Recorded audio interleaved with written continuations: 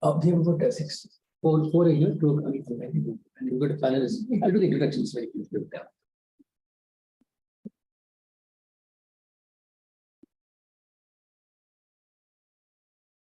It's exactly 3 o'clock.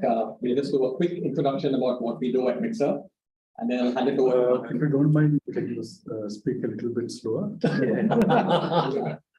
Slow and highlighting the keywords. Okay. Okay. We'll do it. Yeah.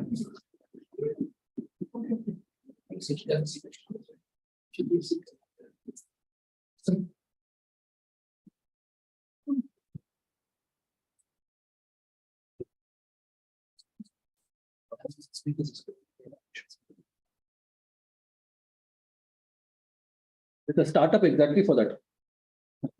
Highlights the speaker, makes them talk slower. Yeah. No, but it is the time of speed dating. Great. Thank you everyone for joining us today. It's 3 p.m. and thanks for coming in early. A little bit of brief about what we do at MXR. At MXR, we help innovation-led companies engage with corporate leaders, investors, thought leaders who can add value to their company. And what we also do is the next slide. We help with matchmaking and outcomes from the session. So we have a QR code here. So those of you who would like to connect with any of the presenters today, you could see the list of presenters and you could let us know whom you'd like to connect, why you want to connect to them, and we will follow up with them and make things happen. We have startup presentations, which will be followed by a panel, which is moderated by our master, Mr. Madanmohan Rao. My name is Vinay Dora, and I would like to hand it over to Madanmohan Rao. Yeah, good afternoon, everyone. Welcome especially to our international delegates from Japan. We have some people from Russia as well, and some people joining online from the US. So this is a cross-border innovation kind of an event. We are here at the office of Traden. So to make a welcoming remarks, I want to ask Nivedita to please welcome all of us on behalf of our relations host. Hello everyone, a warm welcome to all of you present here. So very happy to host you all here at KDM. So myself Nivedita, I represent Startup and Innovation vertical here at Karnataka Digital Economy Mission. A little bit introduction about our organization. We are a Section 8 company and we have equal participation of both the government as well as industry leaders. So our 49% of the stake is with government of Karnataka and 51% is with the industry leaders like NASCOM, ASSOCHAM and IESA. So here what we do is we have 5 verticals. One is software, GCC and IT products and beyond Bengaluru and startup and innovation, which I belong to, ESDM and talent accelerator. And to know more, I mean, I'm very keen to know more about India's infrastructure and construction markets from all of you here. And this particular mixer is very connecting for me personally because I'm a civil engineering graduate and did my master's in construction management. So 6 years of my life is with the construction industry. So very, very excited and very happy to have all of you here. Thank you so much. Fantastic, thanks. So we're here to discuss what's happening in the real estate property construction industries in India, with also a bit of a global angle since we've got international participants here. I thought we would begin with a few remarks from Nivedita. Thanks once again. So for those of you who are here for the first time in this office, this is Karnataka Digital Economy Mission. It's one of the nerve centers for digital transformation of the state of Karnataka and a big driver of the startup ecosystem. So you might see outside different hubs for different parts of the state. So Mysore is going to become, I guess, a fintech capital. Hubli, Dharwad, they want to position as a manufacturing startup center and so on. So we also have with us 4 startups joining physically and 2 joining online, one from the US and one from New Delhi. And we also have a distinguished array of speakers over here, panelists who I shall introduce in a few minutes once we get past the pitches. So first, let's begin with the pitch decks. We have 6 startups over here. Let's begin with Varun. Are you ready to go, or should we? We'll wait for that. Yes. In that case, Munira. Sorry, Anand. Anand. Yeah, that's good. Yeah, Anand. I'm good to go. Yeah, just going to set up your presentation. Sorry, Relix? No, Alt DRX. That's us. So Anand, you got 5 minutes and we'll do Q&A after all the pitches are done. Super. Yeah. So thank you, everybody. Good afternoon. So my name is Anand, half a banker, half a real estate person. Midlife crisis during a very successful career led me here. So that's where I am. We've been at this now for about 20 months.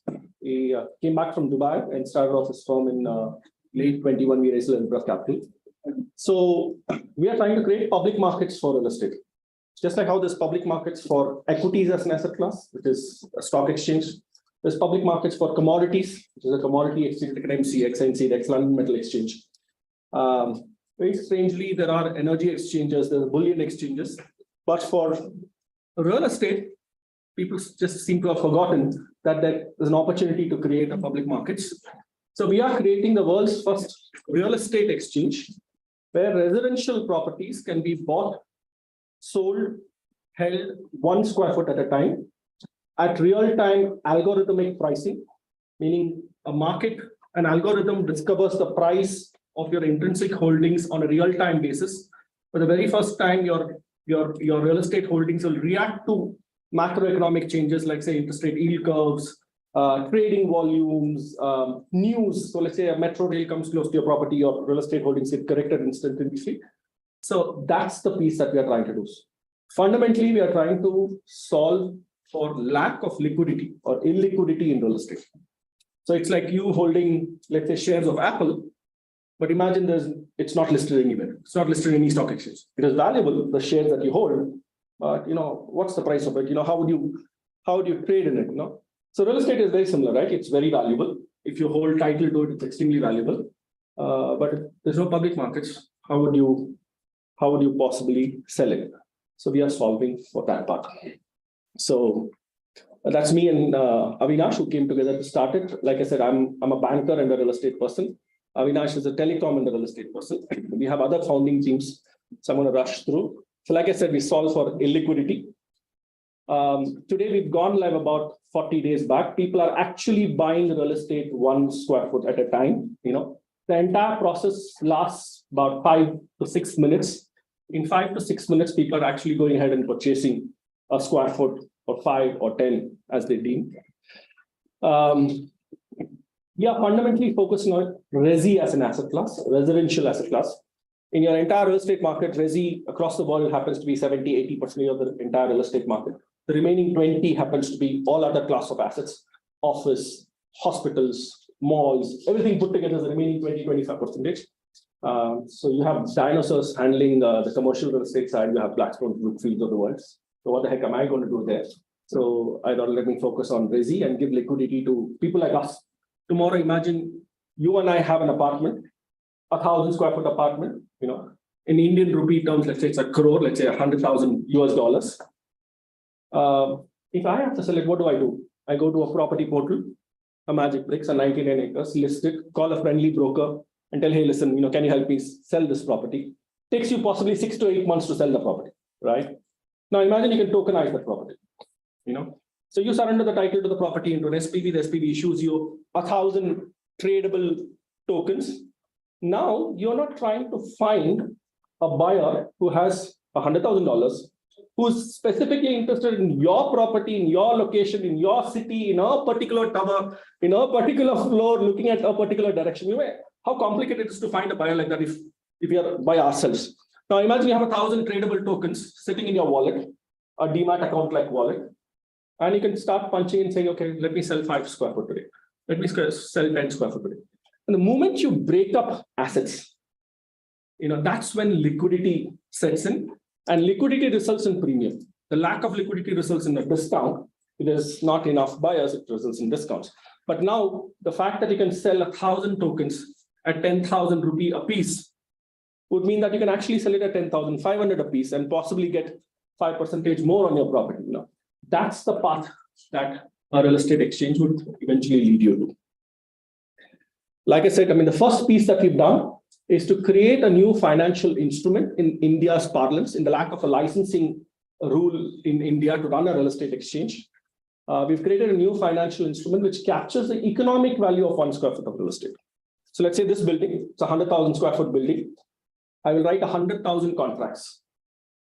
Each contract captures the current value of real estate the annuity cash flows, and the terminal cash flow. Whenever the real estate is sold 25, 30 years later, all the cash flows captured into this contract.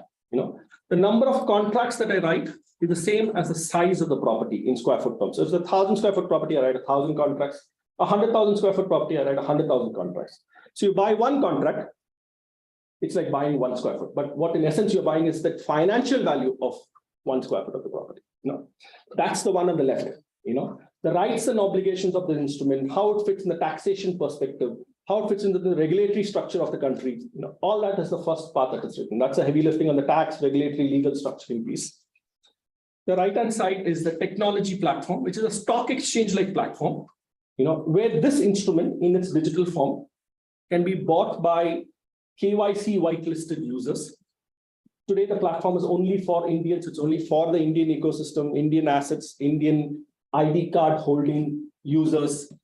That's the ecosystem that is there. But once you're set up and your KYC process is done, you're whitelisted, you get a 3-in-1 account, like an equity brokerage account, a trading account where you can punch buy, sell orders, and 2 wallets. One wallet to add money in order to buy the square foot that you desire. And another wallet behaves like a demat account in which this digital asset company sits. So that's the setup process, right? So the entire product process mimics the capital market. So just like how in the capital market, you have a pre-IPO, an IPO-like process, and a post-IPO. Similarly, every real estate that we bring into the platform goes through a pre-IPO-like process, an IPO-like process, and a post-IPO-like process. A pre-IPO where institutional, larger guys, they buy square foot, but there's a lot size. They buy at the cheapest possible price, at par possibly. In the IPO, guys who do not have large check sizes, but have smaller check sizes can actually come and subscribe for 1 square foot. And post the IPO process gets listed, at which point of time our proprietary algorithm kicks in. It prices these square foots every day morning, 9 a.m. when the market opens. Every square foot is priced, and you can actually start doing P2P exchange of your tokens. So that's your post IPO. So the real estate never has to be sold, like in a REIT structure. The real estate is held in perpetuity. So if somebody wants liquidity, if you want liquidity, you sell your tokens in the secondary market and move on. That's the structure that's been created. Like I said, here are the 3 processes. The tech stack. Today, in capital markets perspective, we are the stock exchange. We are also the stockbroker because we hold the customer. The fiat is handled, money is handled in the banking ecosystem, which means the escrow accounts. Just like how a Zerodha would handle its not being a banker and still manages money. That's the process that is done for money. But for your assets, your digital assets, we are the custodian. So there's a lot of conflict in our existing business because we play the role of many. That's because the market is not mature enough today. So all my ledger balances are written on the chain, on the blockchain, so that the user's balances have credibility. So there's a public protocol through which you can check whether what the user sees on my platform when he opens up saying, okay, $10,000 is there. Let's say 5 Hyatt hotel square foots are there. Is it really there, or is Anand siphoned off the money and run away? How do you know? Take a look at the public ledgers where our core ledger is written, and you can actually verify. It's a zero trust architecture. This is a process patent that we're writing on that. This is how we are doing. In short, we're setting up a real estate exchange where people can buy and sell real estate 1 square foot at a time. Thanks, Anand. Very good. Let's move on to the questions after the end. Let's go on to PropFX. PropFX. Yeah, that's right. Yeah. Yeah, okay, fine. Good afternoon, everybody. See, Anand was fine, and what we and Anand, I'm also exploring the same space, but main thing is the awareness. We are lacking the awareness. The once people are aware of it, how this property fertilization is going to take place, people are going to just accept it like a stock exchange. See how and where I different. We are different. What is our USP and where we differ from Anand also, I'll let you know. Same, this is same again, high transaction cost, cumbersome process, we make it very easy, limited asset classes. See, there are others who are just, specializing in this space, CRE, commercial real estate. As Anand pointed out, he's just dealing in residential, but we deal in commercial real estate, residential, as well as plotting. Even we'll be putting on data centers as well as warehousing. See, where I come and where we have differences, Anand was also another investor banker, but for me, it's a total 35 years of real estate. And for my partner also 35 years. Sorry, we have that kind of difference, So I know how it works, how the back end of, real estate works. And I know personally, since I work with the top builders of India, what is the pain points, Once the builders are listed at MRP, whatever the cost, he will never reduce. So we go over there, or some agents, we get a, price, and we, kind of bargain hard with them, and we get at a better price, which we can offer over there.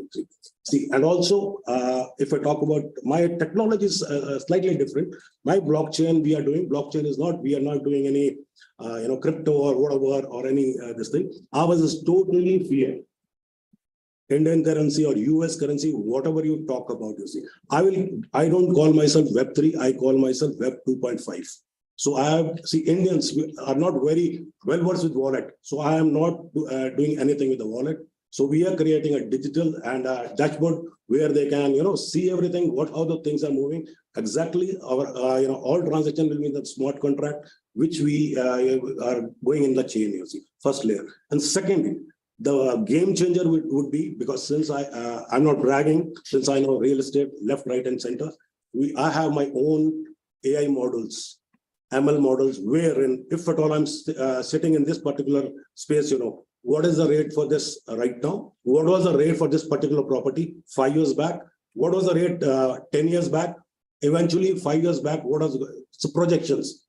Hardcore AI ML projections, and that too, not about this 6 kilometer dia of this property. So the customer, when he's going to take a call, conscious call, he is well aware. Three things are very important. One is the documentation.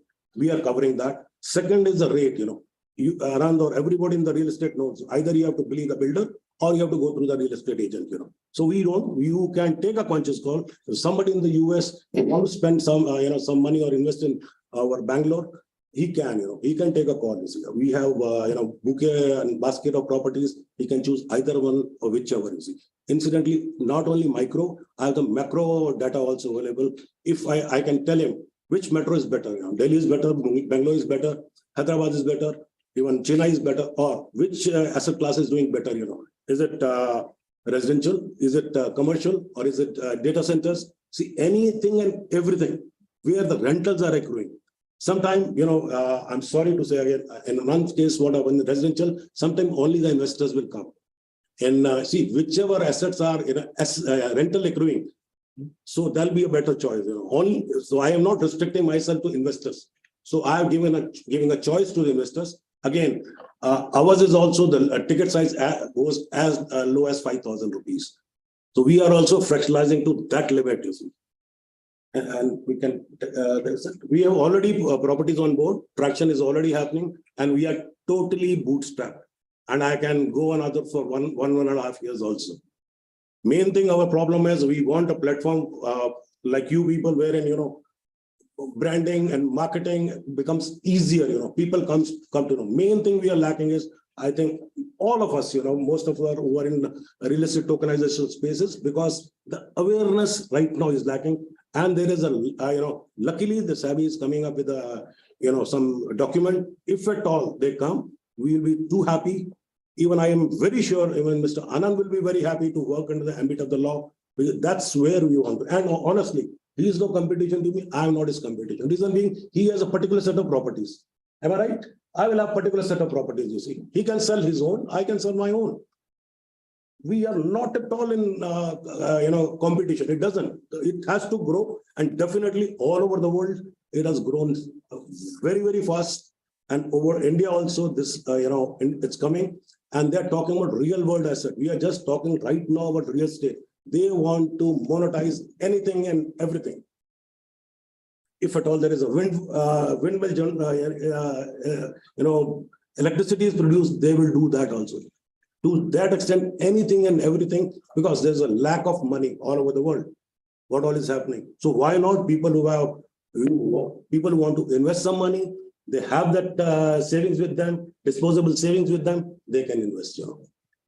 So we are in the game like him, and where we have a slightly different thing is we have a B2B space. where we go and approach the builders. Rather, they are also approaching us. And then we are coming up with B2C space also, right? And our, the revenue model is we take 2% onboarding fees from the builder and 2.5% is a success fee. Anything else we can just point it out? So where, okay, fine, we will just take that slide where, here also we have put, we can tell them also, we have LD-Rex also, I put Anand's name also here. And he's already raised, if I'm correct, 3.6 million. So there are people from prop share and all. Again, totally investor bankers. They were at a summer of whatever you call it, so 48.8 million. And HBT is almost on 200 million. I'm just wanting just 1 million for my staff to, I can manage myself. Main thing is I want to have, people where they can promote things along with us, and also for my marketing, incidentally, just about for my, tech team. That's all. Tech is already in-house. Tech is there. I'm not outsourcing anywhere and everywhere. See. The partner is a good friend of mine. I'm going to disown him for all the. And I'll tell you, it was 2 years back we did it. He joined me later. No, right. Even your partner, one of your associates is also along with me. I think we can move on to the pitches. Yeah. Just okay. We can have a discussion after. So I can tell you about where I worked along. I worked with the top corporates of India, and incidentally, Mr. Satya also. For me, I was with Phoenix Market City, and also along with Kasaku, there's a project, very well-known project of Bangalore. And I worked with, I was business center CEO with Alembic Real Estate. And then my partner was an ED with Shobha. He was also, Purvankra, he was a CEO. He was South India head for Shapurji Panaji. That's why, again, I would say we are not bragging, but we know the real estate, how anything and everything can be built. Then selling also is in our blood, we can do it. I've sold more than $5 billion of properties, you see. Okay, great. Yeah. I think I'm done. Most of the things are same only. Thanks. Yeah, thanks for the team. I'm sorry I was a bit late. No, perfectly fine. Thanks to the prop FTX team. Now we're waiting for the team from Shruti. Sorry, from Structured Eco. Are you? Ishita, can you hear us? Hi, yeah, I can hear you. Are you ready to pitch? Yes. Yeah. Can I present my screen? Yes, Or absolutely. will you be? Oh, Yeah. So you got a full house here. Shruti, you got to convince us to vote for you. oh yes. Is my screen visible? Yes, thank you. Okay, great. So let me start by introducing myself. I'm Ishika and I lead the strategy and partnerships here with Shruti at Structure. Structure, the word comes from two words, straw and structure. That's often a question that we get asked. People mispronounce it as structure. It's actually straw plus structure, which makes it structure. And you'll soon know why. So why we started? The building operations industry contributes 28% to global greenhouse gas emissions. And it's estimated that in the next 40 years, the world will build an equivalent of an entire New York City every month. That's a lot. Building green is no longer just a choice, it's a need.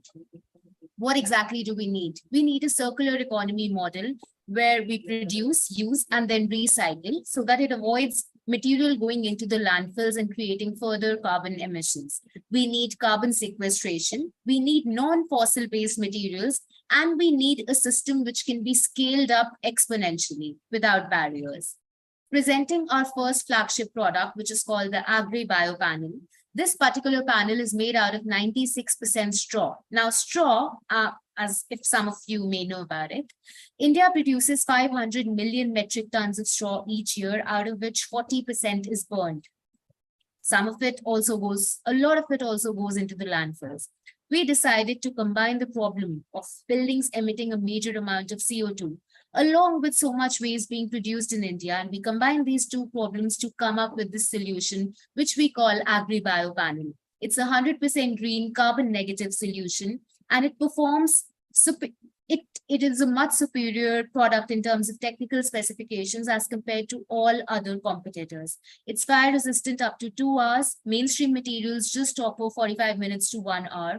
It doesn't emit any toxic gases. It's moisture resistant. It's acoustically sound, and it's termite proof. Applications, you can use it for any and every application in the interior of a building, floors, walls, door, furniture, Anything and everything can be made with agri-bio panels. Since it performs better than traditional mainstream materials, it reduces your energy load by 10%. And it also offers points under leading green building rating systems such as WELL and UGSPC. Market, we can skip that in. The competition landscape, as I mentioned, it performs better than mainstream materials in almost all categories. GTM and business model. So we are a B2B company, and since it's an interior product, it can be used for any and every construction typology, whether it's corporate offices or hospitality, institutional buildings, retail, etc. We're present all over India, and this year we also did our first exports to the UK, and we're actively looking at partnerships in Nigeria, Australia, Germany, etc. We mostly sell to architects, PMCs, green consultants, and we have a network of channel partners who we sell through. Till now, we've had about 95 plus customers and we've sold about 125,000 square meters of agri-bio panels, offsetting about 9,000 to 11,000 metric tons of carbon dioxide. Some of our notable clients are DHL, Amazon, Citibank, Visa, Gensler, Infosys, Wipro, Reliance, Godrej, IDC. Basically, you see that all of these big corporates slowly are moving towards sustainability. And so building their office in a green and sustainable and a healthy way has become important. So our goal by 2023, we have logged about 9,000 to 11,000 metric tons of carbon dioxide.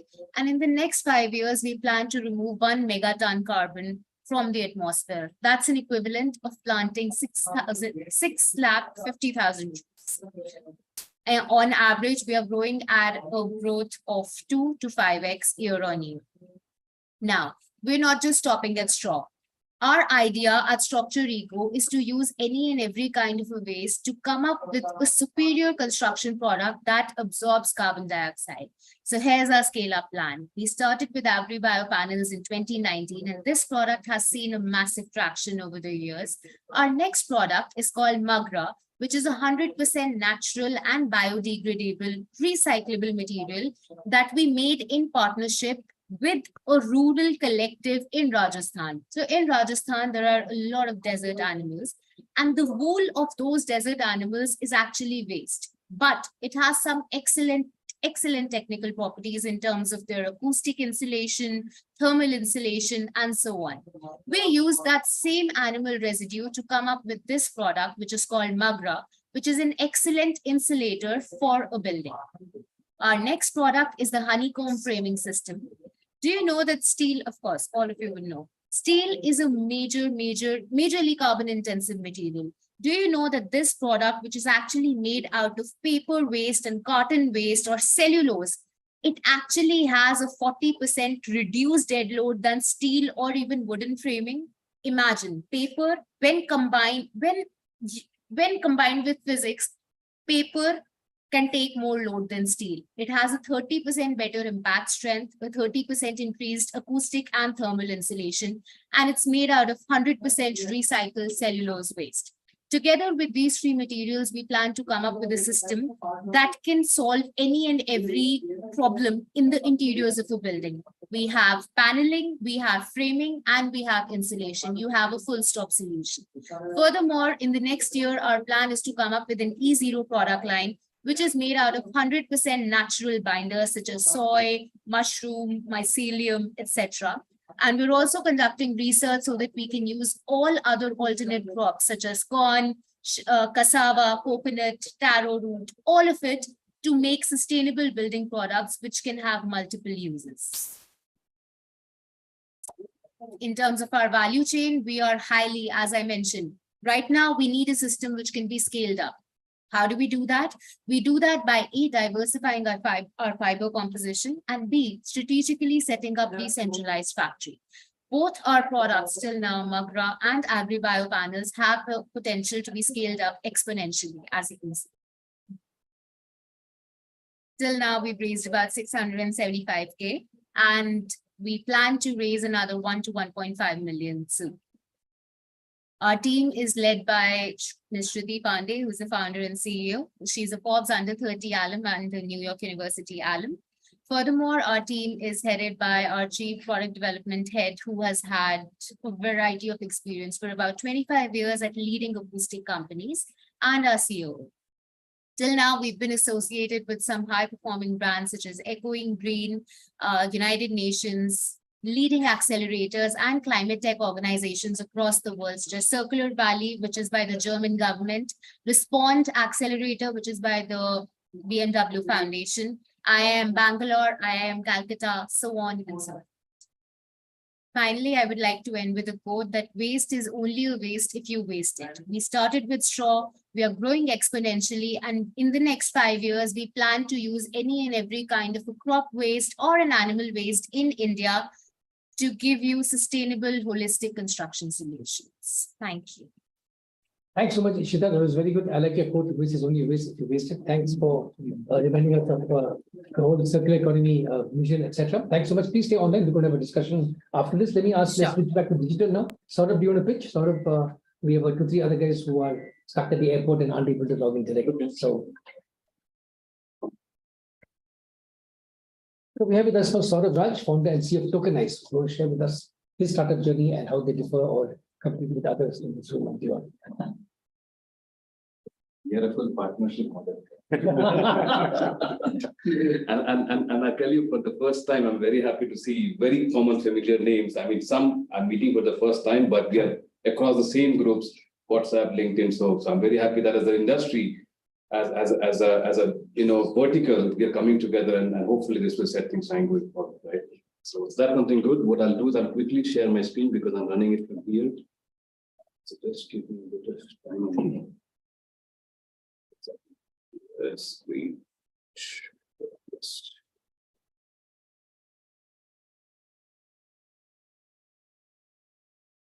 Okay, there we go. Good. So good afternoon, everyone. Again, thank you for joining us. I'm Saurabh Raj, and the founder of Tokenize. So Tokenize is a blockchain infrastructure company, period. That is what we do, right? We build infrastructure, financial, on the blockchain. That is what we do. And real estate is one of our primary verticals that we work in. So these are, let's say, 3 profiles of people, right? Bindu, who is an adjunct faculty, she's already passed out, she has a good family, she's earning well. Then we have Sandeep, we have Ram, they're technical roles, they're high-profile MNC jobs. What do they all have common? Simple. Any guesses? Quick. What do they all have in common? How to manage money. Good. They have money. They have money, but they don't know where to put that money and get returns because this is the state of RE at least. That has happened over the last several years. This is data which has been reported. So this is not working. So you have money on one side, and on the other side, what you have is something like this, right? This amount of market which is sitting out there. So you have buyers on one side, you have people who want to invest money and put it there. On the other side, you have market sitting. And if you just Google and search the amount of unsold inventory across Mumbai, across top tier metros, it just keeps growing, right? People are bringing inventory, but the unsold inventory just keeps. So you see there's a huge gap on one side, and there's a huge amount of money on the other side. How do you bring it together? That is where we want to come in. And that is where BRX is there. So BRX is in short the name of the token itself, and BRX is the exchange which is sitting on blockchain. So it's a PropTech 3.0 technology architecture. It's a complete, not only technology, but a service architecture as well, which I'll explain in the following slides. So we take care of process end to end, where, for example, starting from an eKYC to onboarding, creating user wallet and accounts on the blockchain, we have simplified the entire user journey. Then wallet creation, tokenization, payments instant. And this is something which, because, sir said, it's a very new domain. People are very, very scary. But before we launched the platform, we said, hey, the platform is live, payments are working. People made test token transfers of 1 lakh rupees. That's about 100,000 rupees. And the feedback was, your system works so smooth, we just love it. That was just buying people confidence before even we put the first asset online. We said, go and test it out, try it, put money, withdraw it, we'll give it to you in an instant and we'll see how it works. And then comes the entire contract, which is not only your legal contracts, which work in real world and can go to courts, but smart contracts as well, which dictate how a particular piece of property works. And finally, your compliance accounting, because we have to go to the government and say, hey, because real estate is a state subject. We cannot just do it on our own, right? So we have taken care of the tech infra and the underlying service infra, and that all of that has been operationalized. So what we can offer to anyone, people in this room, or even builders and developers outside, it could be of any sizes, because not all of them will come to us, is you can operationalize anything. You can pick and build on this. If we go to a different country, we'll have to do this and this, and the eKYC a bit different, but the rest of it. So it's a very modular architecture. We can adapt it to South Africa, we can adapt it to the US, we can adapt it to Kuala Lumpur, we can adapt it to Japan, we can go to Australia with this, right? So that is all what is ready. So that's the exchange, and I'll quickly show you how it works, because the fun is in looking at how things happen. So this is a product which is built on top of this, what we call as Miniland. It is with one of my co-founders. So these are actual properties which are listed. You can see the amount of variations, and BRX, like I said, is an internal token which is used for settling internal transactions. And each one of them are there. When you log in, you can see this numbers, which is your credit here, which is your assets, how much value is there. And so far in the limited version, we have given them just add funds and withdraw. Get familiar with the platform, right? Which is it. So what I'll do is I'll just do a withdraw here, and I'll say, let's say, get me back 100 rupees, right? And that's it. And what happens on the exchange is you see a transaction comes as yellow. And give it a few seconds, it will turn to green. And that's it, it's green. That is how fast we and how securely we handle people's money, because end of the day is investor money. We don't want to do Mickey Mouse business with that, right? That's just giving investor confidence. Money is with you, in your control at all times, right? So the next part is how do you go about doing investment? And talking about the platform, you can see all your assets. You can see all your transfers, transactions at all times. So let's say if you go to an asset, which was mentioned, you can see your investments across each of these units. And that does not have to be a REIT scale, like a mutual fund, a portfolio scenario, but each individual project. For example, KDM could say, hey, I want to tokenize this floor. You can come and do that, and that will be one asset sitting here, X amount of square feet, or BRX token, as you call it, and the amount at which you have to do it, right? So this is all, it's typical like a stock market, and you can sell it on a Friday night and buy a ticket to your, Europe trip, right? And all the transfers, which include not only your currency transfers, but also your asset transfers. So it's a combined comprehensive statement, right? So we are not telling the user, hey, go here, go here. It's all taken care of in a single place, and that is how we do it. Now I'll just show you a single transaction. We go here. The other part of how we do it is some basic numbers here. Like I said, even in a project, in a building, you can go floor by floor. And that is how small and minute we can go, right? So you can say in large project, I'm doing phase 1, phase 2, phase 3. You can compose your assets based on that, right? You can go phase 1, phase 2, phase 3, different pricing, different amount of token distribution, everything, it is in your control. So we'll do one, which is on this. Let's say you come here, it's as simple as this. Let me go into the other one. This one, so you see here. Actually, I'm just picking it up. Yeah. So it gives you the total number. You just do like an OTP, which typically you do any financial transaction. That comes to your email straight away. And hopefully this all works. Right, so transaction has been submitted, and it will take a few seconds, and all these numbers will start to update, right? It's all synced in the backend, right? So you have real-time view on everything. And finally, coming down to the fact that we said, so right now you said this was 600. Now it's already 700. The transaction has gone through, the allocation has been done. So smooth, I mean, within a few seconds, right? And this is finally, now we have to put this on the blockchain. So I'll just do a transaction here. And that is what it will take. So now you see, I put one before. And this is where we don't automate everything, because this is something which has to be worked with the local government of how they want to control the asset transfers. And that is where we have left that room for the compliance in any country, in any jurisdiction, to come and merge with the solution. So the problem with the regulator is they say that if you put everything in a typical smart contract, you make it super automated. An average person on the outside finds it very, very challenging to trust the system. So there is a one final pick where we do the final asset transfer. Typically from the financial world, it comes through something which you call a trustee or a custodian, right? So that person takes charge of this transaction. And this is again, very simple. You go here, you can do a OTP again, that's simple. It comes back to you. So you get the OTP again, and you authorize the transaction.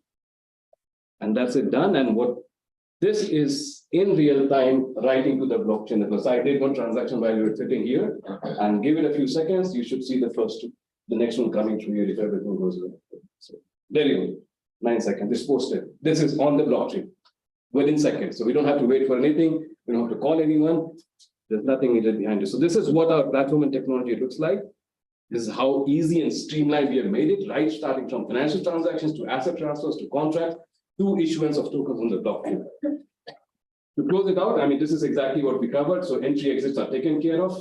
Whereas, like I said, we are building infrastructure. Where we can go with this is, of course, land records, and depending, this is a interaction with the government itself. So that discussion happens at a certain level. Property records, which is mostly on the urban side of it, right?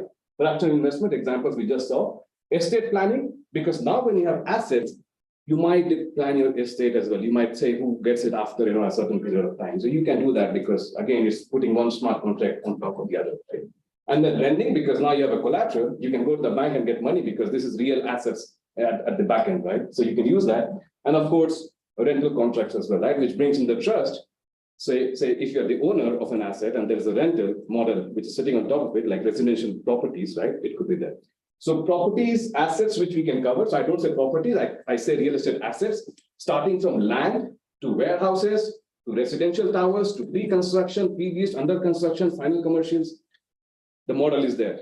You can build the asset, which is where you have a little bit of creativity, and you can define what sort of commercial or financial incentive I want to give to my investors.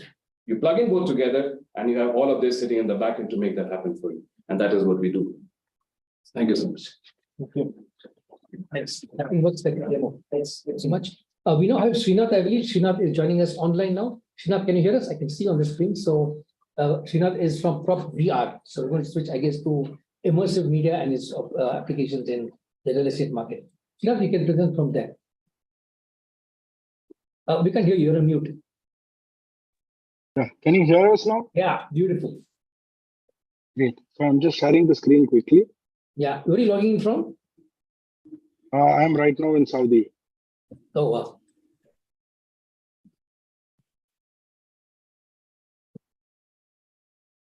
Yeah. Hello, everyone. Thanks for this opportunity. This is Srinath, co-founder of PropTech. So we are basically into building the future of real estate search in 3D.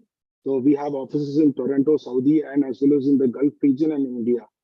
So basically the problem that we are trying to solve is today the real estate search and discovery has not been so experiential.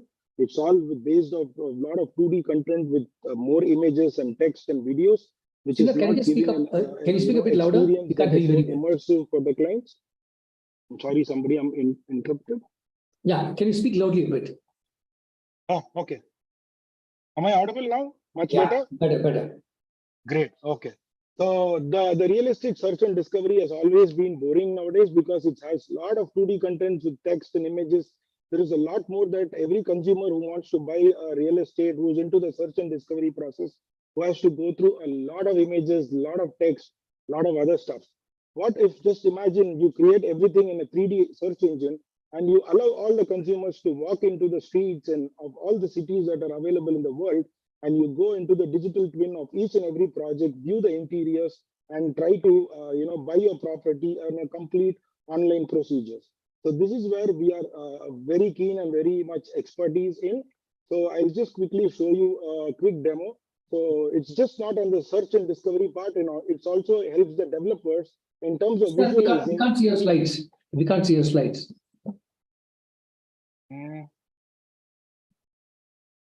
Yeah. So can you see this now? Yes, we can see. Yeah. Okay. So we just not just support the consumers end for search and discovery. We also help the developers in terms of concept designs and master planning. So which would save a lot of 50% of their time and their cost towards the customers. So if a real estate developer is planning for a particular design or a building, we would be able to generate the digital twin of the city and place different models in the same area. And you can visualize the concept on how these buildings would exactly look like. Similar way, this is a project that we have done for a developer in Dubai, which is Damak Developers. We have created the entire digital twin of the project in less than 30 days. And we have been able to give the entire detailed interior detailing for a consumer to view.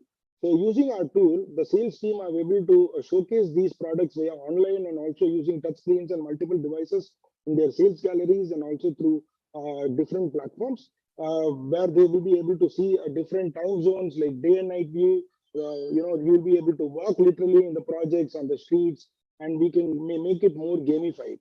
So this also has a multiplayer mode where different consumers from different areas or regions across the world would be able to join this session in the metaverse, and they would be able to explore the overall city and its offerings. So this is one use case that we built for 360-degree view for CAF in Saudi region. So what we have done a multiplayer mode. The moment you enter into our software, you will be able to take a photo of yourself. You can scan your 3D avatar and bring your 3D avatar into the digital twin, and you can start exploring with just a joystick or with your own computers.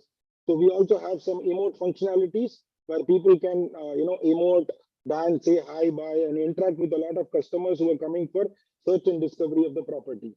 So the key strength that we hold is we have more than 18 international patents on the 3D space, AR, VR, and XR and AI space. So to be very precise, you just give us a floor plan of an interior, you upload the floor plan to our software. Within a minute, it would be able to find the windows, doors, and floors, and it will start creating the 3D concept design. So this is one of the unique patent that we hold in terms of the 3D creation.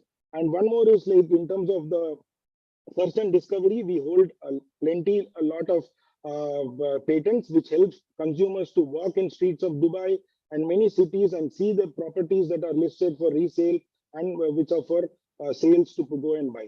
So you can literally be on the cities like your human avatar and you will be able to explore. So quickly diving into the city digital twin and enabling it to end-to-end real estate cycle. So from the land stage, from the marketing, sales, and construction, everywhere our tool would be very useful in terms of visualizing and experiencing. So in terms of this IoT devices and sensors that are placed in the physical building can also be integrated as an API into our platform, and all of these detailing can be seen and monitored in our digital twin. So there won't be a specific digital twin for a consumer and a specific digital twin for a management team. So you would be able to use one single digital twin where you can see all the operations, the system management, the traffic systems, your parking systems, your CCTV cameras, every IoT sensors around the building can be interconnected. So including for BIM visualization, how much amount of concrete is being added, how much amount of cement is needed, how much of sand is needed, how much of wood is needed, everything can be brought into the digital twin. So it helps in different life cycle of a real estate product. So if you look at the market size, it's close to around 1.36 trillion only in the GCC region because we work with a lot of clients in this region. So to be very precise, Saudi has plenty of giga projects, like close to around 24 giga projects that the government has launched for themselves. Few of the projects are Neom, Red Sea, and Roshan, CAFD, and all of the CAFD is one of the largest financial districts of Saudi, which funds all of these platforms, which the Saudi government is planning for a futuristic urban living. So if you look at the overall offerings from our side, this is what we offer, and this is the market that we are catering right now. We still haven't got into the Western market. We are just working in India and the Gulf. We have few clients in the West, but our focus is more in this region as the opportunity is more, and there are plenty of giga projects as I already explained. So the project contribution of digital twin and metaverse solution in GCC economics alone, it's around 20 to 30. So the biggest advantage that we have, you might have also heard about news that GCC region, they're encouraging more into gaming and all such things. Since we build all of this metaverse and digital twin content using Unreal 3D gaming engine, we are also an official partners of Unreal. We would be able to integrate these kind of digital twins into games like Fortnite, Roblox, and many more. So which has millions and millions of users across. So this is a quick journey. So we were a startup, and then we got our merger happened with Square, one of the leading real estate company in India. So that was during 2021, and we worked with plenty of top legendary clients in the Indian market like BLF, Prestige, Brigade, Rustomji, and lot more. And from there in 2022, we got into the GCC market where we started working with Tech Mahindra on delivering Neom project Metaverse, and we worked with Damak, the project that I earlier showed you. Today, this year, we have a huge partnership in the global market. In terms of digital twin or in terms of the quality of the metaverse, we stand world number one globally. As you can see, the partnership that we have, like McKinsey, JLL, Accenture, Etisalat, and many more, people trust that there are many companies in the world which can do digital twin, but the overall offering as a combined solution, we have always been ahead in the curve. So this makes us as the global leaders in the market, and this is the main offerings that we do in this market. So quickly, to the ask is very simple. We just wanted to have a lot of partnership with the government entities and everything in the Japan market. We wanted to get into that. So basically, we have cracked multiple top developers in the Asian market. And it is no brainer for us to get into the Japan market. So we just wanted a gate of entry, more than funds and investments and returns. I see that this collaboration with you would take us to the next level, and also your products and your constructions can be made much more better. So this is where we stand, and this is my pitch. Any questions? I'm open to answer. Thanks, Srinath. It was a fantastic presentation. You've taken us to a new dimension with your pitch, and I didn't know you had 18 patents also. That's very impressive. So do stay in touch with us. I hope you're online for the next hour or so. We're going to have a panel discussion and some Q&A in that. Otherwise, we'll be in touch with you afterwards. Thanks, Srinath. Thanks a lot. Thanks a lot. Super session. Okay. We now have our last pitch coming up now. This is going to be by Manish Kumar from RealX. Manish, are you with us? Manish, can you hear us? Yeah, go on. Oh, Rishi, sorry. Yeah, Rishi. So basically, I guess Manish ji is here, but he couldn't physically be present for the venue because of an investors meeting. So both Manish and Neera are occupied, but therefore I can from their end take the lead. So I would just request Vinay to just share the screen, because I have just reverted him the deck. I mean to say, he has the deck. If he can just share the screen. Yeah, we'll do that. Yes. Yeah, there you go. Oh no, yeah, RealX, right? Yeah, there you go. Yeah. Just tell us what to do and we'll go through your deck. You got 5 minutes. Ready, Manish? Yes. Oh, sorry, Rishi. Rishi, can you hear us? Sorry, my mic got muted, my bad. No worries, So yeah, my name is Rishi. I am working as a business development for RealX under the leadership of Manish Kumar, Neera and Devang. So just to take you in the journey of RealX. So basically RealX is the idea of bringing in fractional tokenization of real estate assets, but also more of as an investment platform where it is like a marketplace. So as you all guys would be aware of, like it's a method in which any asset or a property could be co-owned by several unrelated entities. Like it could be you, your colleagues, or someone who you may not even know about. So that is how like fractional ownership is, like owning your property in fractions. So here how we own the property is, so like here we have created a trust. So the trust is the legal owner of the property, and the trust is like a safekeeper on behalf of the investors. Just like you could take an example of a demat account. So in the demat, when you own these equity shares of the company, you're not given the company ownership because that the depository holds. Simultaneously, here the trust is the legal owner, which will then have the ability to have a legal document issued, which will entitle the ownership via the tokens called the frax tokens. And this is how like the trust is a kind of a safekeeper or custodian, you could say, that looks into it. Other than that, if you want to know like what else, we also simultaneously are having different property management firms which are accredited that we employ, so that they can also look after the day in day out management of these properties. And simultaneously the DD or the due diligence is carried out by the external law firms. So all of this thing gives us a kind of an advantage over the SVP structure, SPV, sorry. So usually SPV, as we say, special purpose vehicles.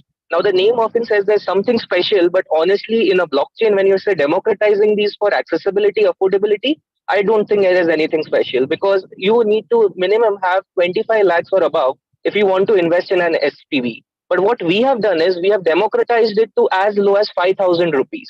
So now even a common man can even think or dream of owning these properties and can at least get a good rental yield out of these because of our cryptography that we have used as a prop chain. So it's a DLT registry system where these properties get registered. Now, one more question would arise is, will my name appear on the registrar? So the answer to that question is no. Your name doesn't appear on the registrar only because right now you have given a beneficial ownership, which is a legally enforceable ownership through the Frax tokens which you're holding in your wallet. But you will have the option to convert. So once you use that option to convert, these tokens that are there will be exhausted. So once they are burnt, this legal ownership that you had, like which was like a beneficial ownership where you had the rights and the obligations to that property, would be converted into a registered co-ownership. So once it's converted into a registered co-ownership, you will have a proper ownership where we will even acknowledge it via mail. But here you will of course lose some benefit that the token could have given to you in terms of liquidity. Of course, the market size we can talk about. Huge market size, the TAM is of $180 billion, as we can see. And when I say fraction of assets, real estate assets, I also mean we can do it for cold storage, warehouse, even for your, because even they are coming up. And as a matter of fact, we are the only ones in India who have done a legal tokenization of two assets, real estate assets, one in Igatpuri, other one in Bangalore. And right now we are currently doing it for a villa in Alibag. So we have that legally enforceable feature which sets us apart. And also, again, the reason why not for SPV was also because of the complexities that it could involve. Because you would need legal cost, administrative cost, financial cost. And in these cases, the operational cost will will be so skyrocketing high that you would be burning heavily and you'll never reach the EBITDA positive or the PAT positive journey that you want to encapsulate via this kind of an approach. So that is where we are using a simple approach, which is like buying a grocery via UPI, if I could put it in that simpler manner. And I even have a video which I have been shared by Arpit. So I would urge Vinay, if you could just show that customer journey video, that the link that is also shared with you via Arpit, because the rest what I have just spoken to you about is what the slides cover. Like we also are not under any regulation because we are doing a maker checker kind of an approach where everything that you see has an appointed legal entity, as well as we also don't own any kind of bank accounts on behalf of our investors. Rather, it's the bank or the escrow that looks into it. So we are not touching the money. And more so, if you all are aware with the concept of DAO, so every property is like a DAO where every co-owner is owning the asset and ownership towards that asset proportionate to the fraction that he's owning in percentage. It could be 10% or whatever the subscription he has. So the idea is that, yes. You're almost out of time now. How long is your video? So the video is just 2 minutes, 2 minutes, 3 minutes, if I'm not wrong. Yeah, okay, then can we finish with the video or do you want to skip the video? Yeah. Please put the video. Yeah. Okay, yeah. Then we finish after that.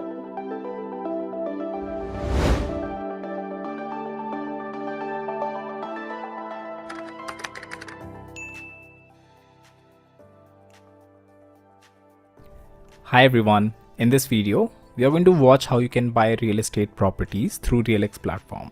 So let's get into it. After your registration, once you log in, you'll reach your dashboard. Here, you can explore all the properties that are listed on the platform with key details like location, property details, and subscription levels. For example, I like this property and I want to invest. Let me open this. Here, you'll find all the details of the property, like the cost distribution, highlights of the property, uploaded documents of the property that I may want to check. And let's say I decide to invest. I'll go here to click on invest now. It'll first ask me the amount I want to invest. Now, when I enter this amount, see, it adjusts this value to the closest value in multiples of Frax cost. What are Frax? Frax are the smallest unit in which you can buy properties on RealX platform. We'll talk more about Frax in another video, so let's move on. Now, you need to enter your nominee's details here and check the terms and conditions. And once you click on complete payment, you have all the payment options available here through payment gateway and bank transfer through VBA. VBA is basically bank transfer used for payments above 80,000 rupees. In case of payment gateway, you just complete the payment and it's done.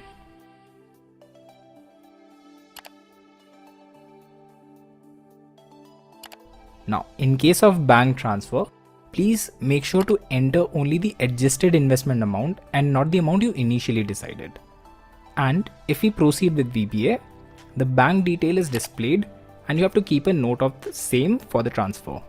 Once you have transferred the amount, come back to the platform and click on confirm payment within 48 hours. Then from our end, we'll check and confirm the receipt of the amount. Once all of this is done, you wait for the complete subscription of the property, post which we go for property registration. In the background, we'll upload the sale deed and issue the tokens to the investors from admin panel.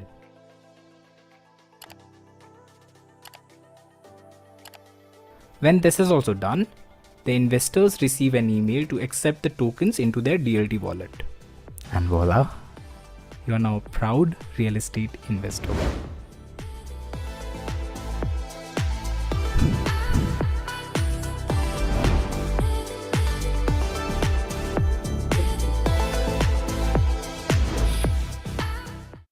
Thanks, Rishi. We're out of time now, but we'll share your pitch deck with the attendees over here. Is that okay with you? Yeah, no issues, no issues. Just wanted to say one few liners. Of course, SPVs are something that a lot of colleagues have done in the game, but this is something which I feel is breakthrough because you just saw how it is to buy or be an investor in the asset, and it also avoids any obscurity that could come in the ownership structure. Here, we are actually creating ownership via a token, which will be backed by a real world asset. That's what I would just like to say. Thank you.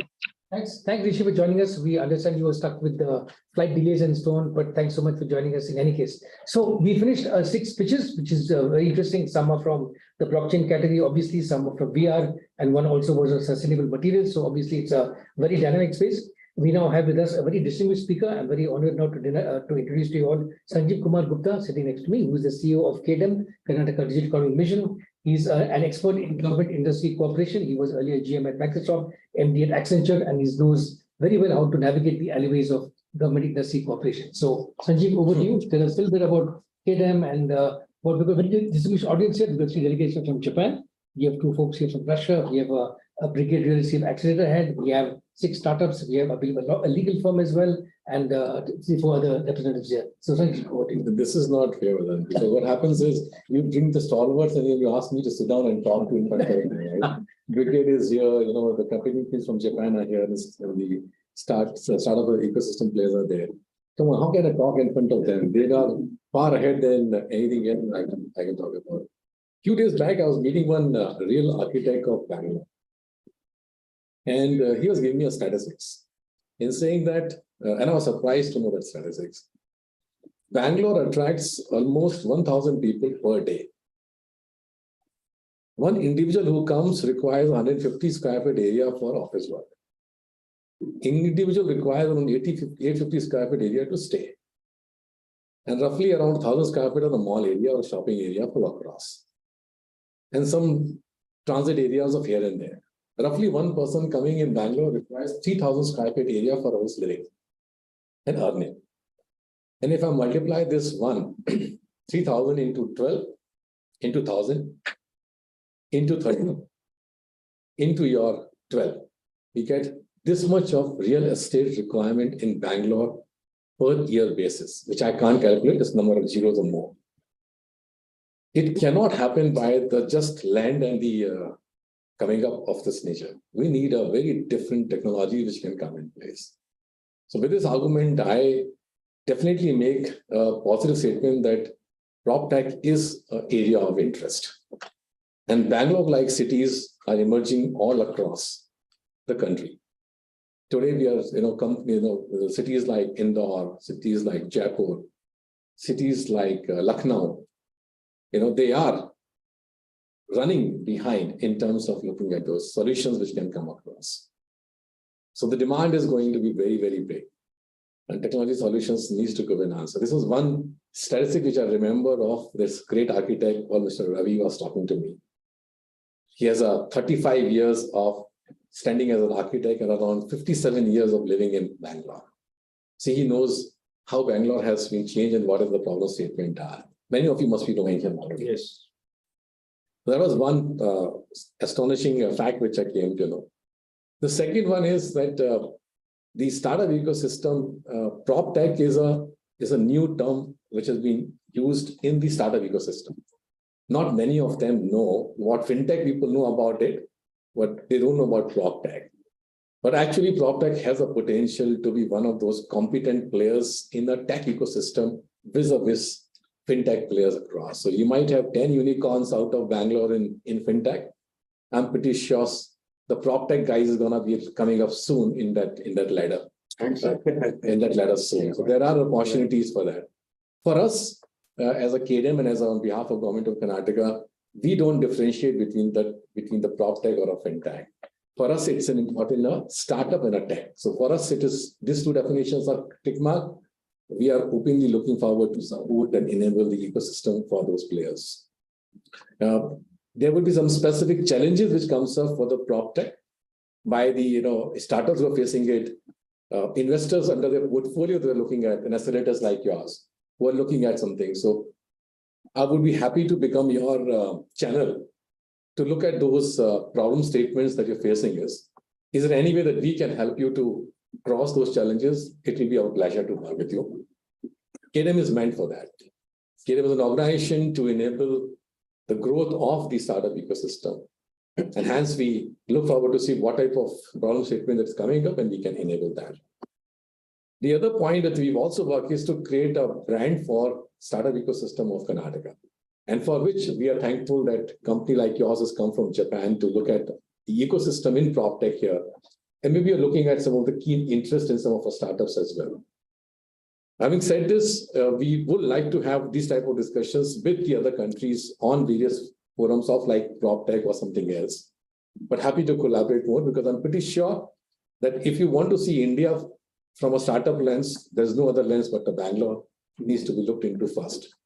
Because that's a lens which is the more visible lens for a startup ecosystem around the world. So if you want to see India, you have to look at Bangalore first and then look at anything else in India, right? It starts from there.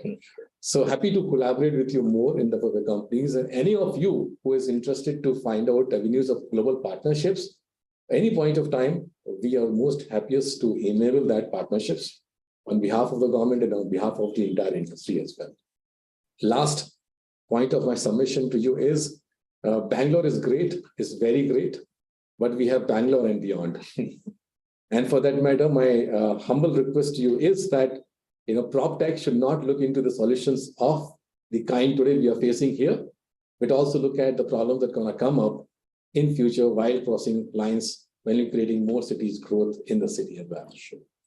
In fact, Dr. Narayan Murthy has given a statement that what lessons we have not learned from Bangalore should be known for the people in Mysore, in Bangalore, and in Belgaum and Hubli.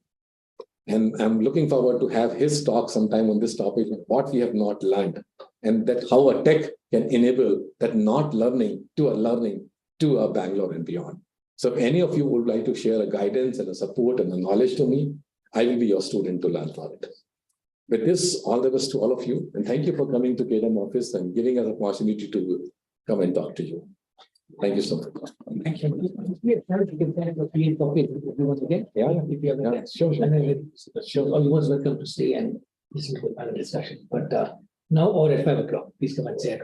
Yeah, I think I'll request you to continue with your panel discussion and I'll join you a bit later. Yeah, no worries. Thank you. Thank you very much. Thank you.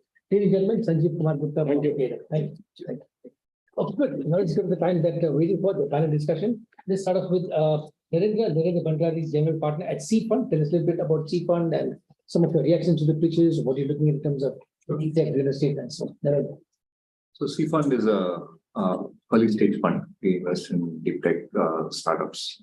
This is our Fund 2 journey. Fund 1, we finished about 14 investments. Fund 2 is a $24 million fund, can go up to $30 million, or in Indian terms, it's about 200 crores going up to 250 crores.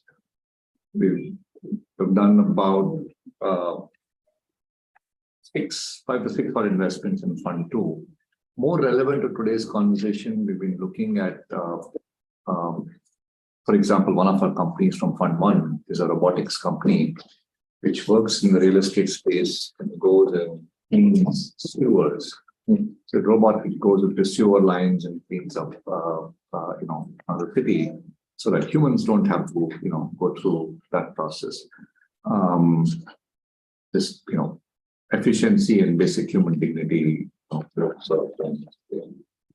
invested in a few in this round, which enable sort of technology for electric mobility. And when we say electric mobility, it's not just passenger vehicles, but it's also equipment, it's also commercial vehicles, and also port infrastructure, which is powered. So a lot of the electronics which goes behind it, and the battery technology and the management technology which goes around it. So we've powered. And the other relevant one which we did in this space recently is a logistics company, which is again helping the real estate warehouses, if you will, large warehouses to small warehouses to really small warehouses. We've spent some money invested into a large drone logistics company. These are 10, 12 feet drones, which have payload of anywhere between 5 to 30 kilos, and can fly up to 50 to 70 kilometers, maybe even going up to 100 kilometers, and out of line of sight also, right? So people, obviously you can't see beyond a few kilometers. It goes out of line of sight. The government laws are now clear. These things can fly. There's an operator house and stuff. We continue to look at, this is all under our sort of climate focus, so that, it's not, we're not an impact fund, but all this comes under the climate ESG. In fact, when I was in Microsoft, we ended up working with Brigade and setting up their accelerator first. So one of their first partners when Brigade started. Quick reactions to, you want to do the reactions now, or want to finish the intros and come back to the reactions? I want to show this picture. Can anybody guess what this is? Metro. Where? Any guesses? Bangalore.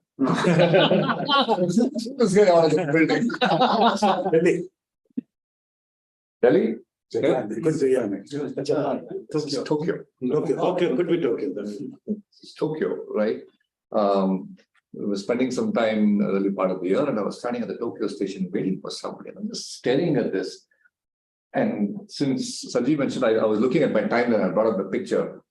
Just to give you a comparison, in Bangalore, there are 2 lines. Only 2 lines. 2 lines? Only 2. And look at this picture. Since there was a round, I thought that's a Connaught Place. Delhi is also all around, you see, not 2 lines over there.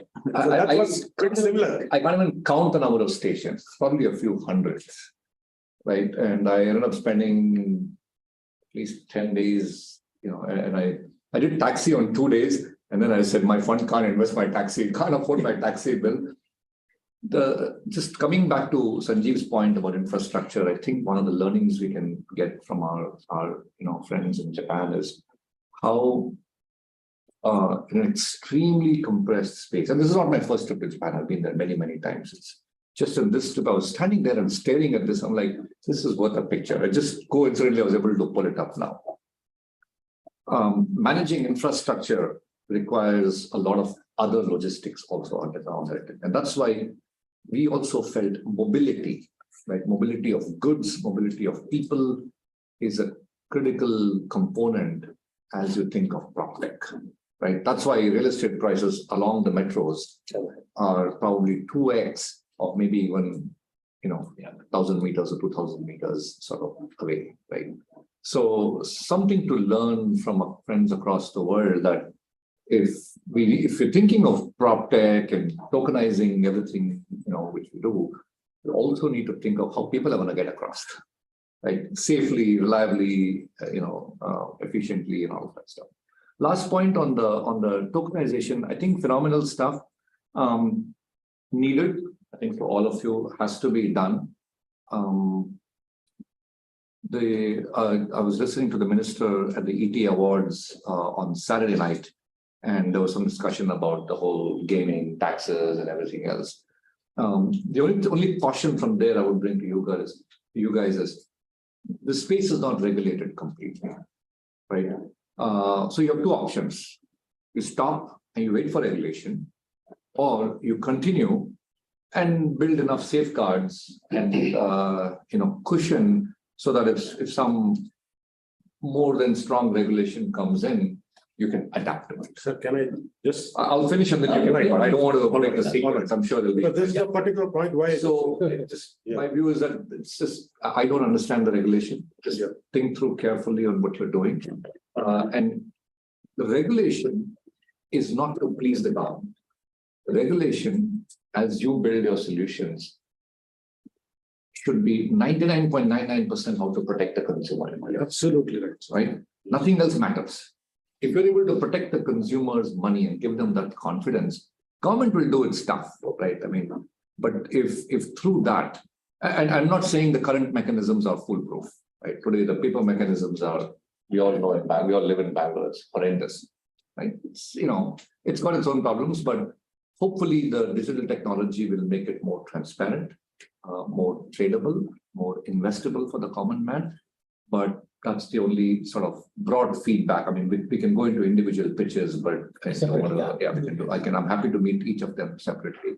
But anything you can do to protect the consumer interest, not today, not tomorrow, but over a series of changes, would be my only guideline to you. I mean, 3 founders may change, 2 companies may change. I mean, people buy property as a family generational asset. That's the mindset which I would recommend you guys. Let me stop. Thanks, Narendra. Let's turn to our next speaker. Ayappa Somayanta is the Chief Business Officer of Brigade Real Estate Accelerator Program. So, let's hear from you. Some of your reactions, comments, tips. Thank you, everyone. Thank you for having me here. It's been a great session. So let me quickly start off by giving the 2 minutes on REAP. I'm hoping everyone knows about the Brigade Group, one of the biggest real estate developers here in South India. We are a 4,000 crore turnover company, been for almost 35 to 40 years, created by Mr. Jayashankar.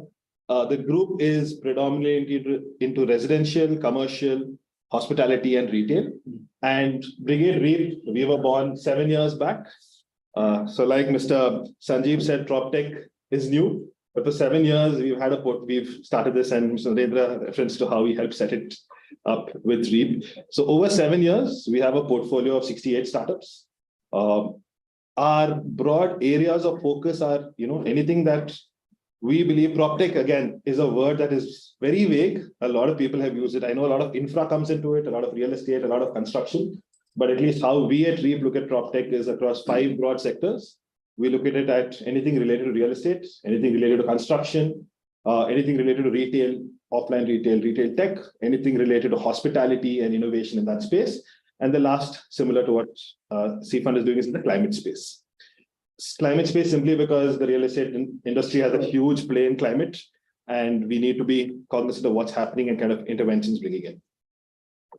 In terms of feedback, I think 2 of them I'll refrain from because the 2 who pitched on this thing are part of our portfolio at REAP, are part of the 68, which is Structure and PropVR.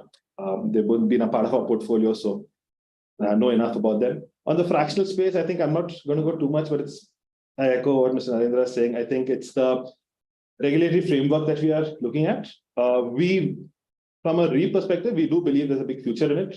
We've been seeing a lot of startups who've been pitching to us about it, and we totally believe that there is a play here in fractional. SEBI did release a white paper a few months back. I think there is a bit of, but what we do believe is when a white paper comes, it's a good sign because a white paper follows with regulation typically. So we're waiting for that to come out, but I think there are a few sticking points like the 15% holding and things like that, that we're trying to also figure out ourselves. But in general, we believe this is a space that is interesting and something that we are closely monitoring. Barring that, from a thesis standpoint, other areas in PropTech that we see interesting, one is in the design and interior space. There's a lot of innovation happening, a lot of tech. PropVR spoke about AR and VR happening in the interior space, and a lot of innovation happening with a lot of competitors coming to legacy platforms like Autodesk, project management tools, a lot of SaaS tools in interiors is what we are seeing.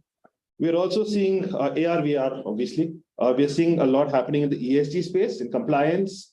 It's become compliance for banks, just a matter of fact before it becomes compliance for real estate, a lot of ESG measurement platforms.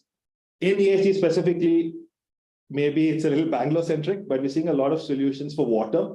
Water solutions seem to be getting a lot of attention in what we are noticing.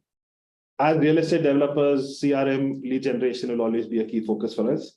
And also robotics. We have currently in our portfolio a robotics company who's looking at external wall painting using robots. And we're seeing a lot of innovation happening in robotics and drones. That's an area that we are also actively monitoring. For inspection, for building health, for repurposing of buildings, we're seeing a lot of innovation happening there. And we're looking forward to see more there. One area which Mr. Sanjeev had spoken about, we're waiting to see a lot of innovation is in the affordable housing space. It's been an area that's been plaguing the real estate ecosystem for a while, and we're still finding the right solutions, but we're hoping with more cheaper alternatives and better efficiency, we will get to affordable housing. But this is broadly where we're at. But yeah, happy to take on any other questions you'll have about Brigade REAP or the program, and we'll connect with you all offline separately for that. Fantastic. Thanks so much, Ayyappa. We have one panel is joining us from online. Anak Agarwal, Manager for Digital Initiatives at Afcon's Infrastructure. Anak, can you hear us? Yes, Madan. Yeah, Anak, I can hear you. Thank you. Tell us a bit about Afcons and what you guys are doing in terms of digital, how you're working with the real estate sector, and maybe also how are you working with startups? Anak. Yeah, thank you. Thank you for having me here.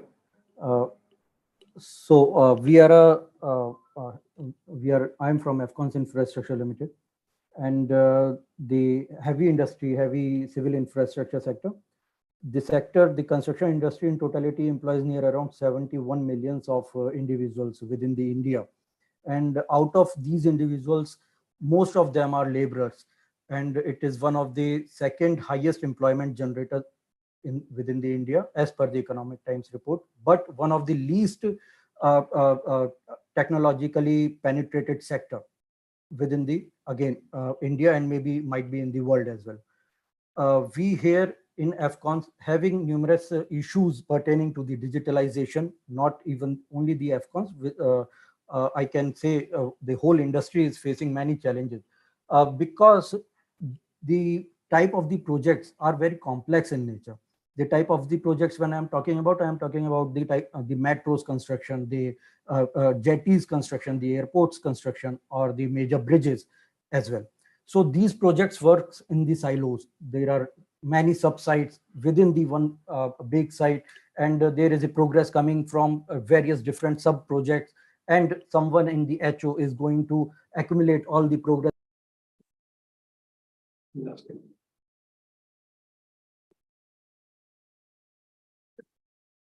Okay, while we wait for Anak to come back, maybe I should introduce Srilata. Srilata, are you with us? Hi, Madan. Yeah. Yes, I am. Okay, hi. This is Srilata Krishnan. She's from the Center for Policy and Governance. She heads the Net Zero Fellowship Program. So, Srilata, we've had only one speaker talking about environmental sustainability today, and I guess to some extent, digitalization also comes in how to get into more management of these kinds of resources. So, what's your take on what's happening on the policy front, and what do startups over here and big industry players, what do international companies like we have here from Japan and Russia going to need to know to deal with this, please? Or maybe hang on, I think Anak is joining us again. Yeah, Anak, are you okay? Sure. Fine. Yeah, sorry. Yeah, go on. Yeah, Anak, can you hear us? I know you're on mute. Yeah. Yeah. Sorry, we just lost you. Yeah, go on. Sorry.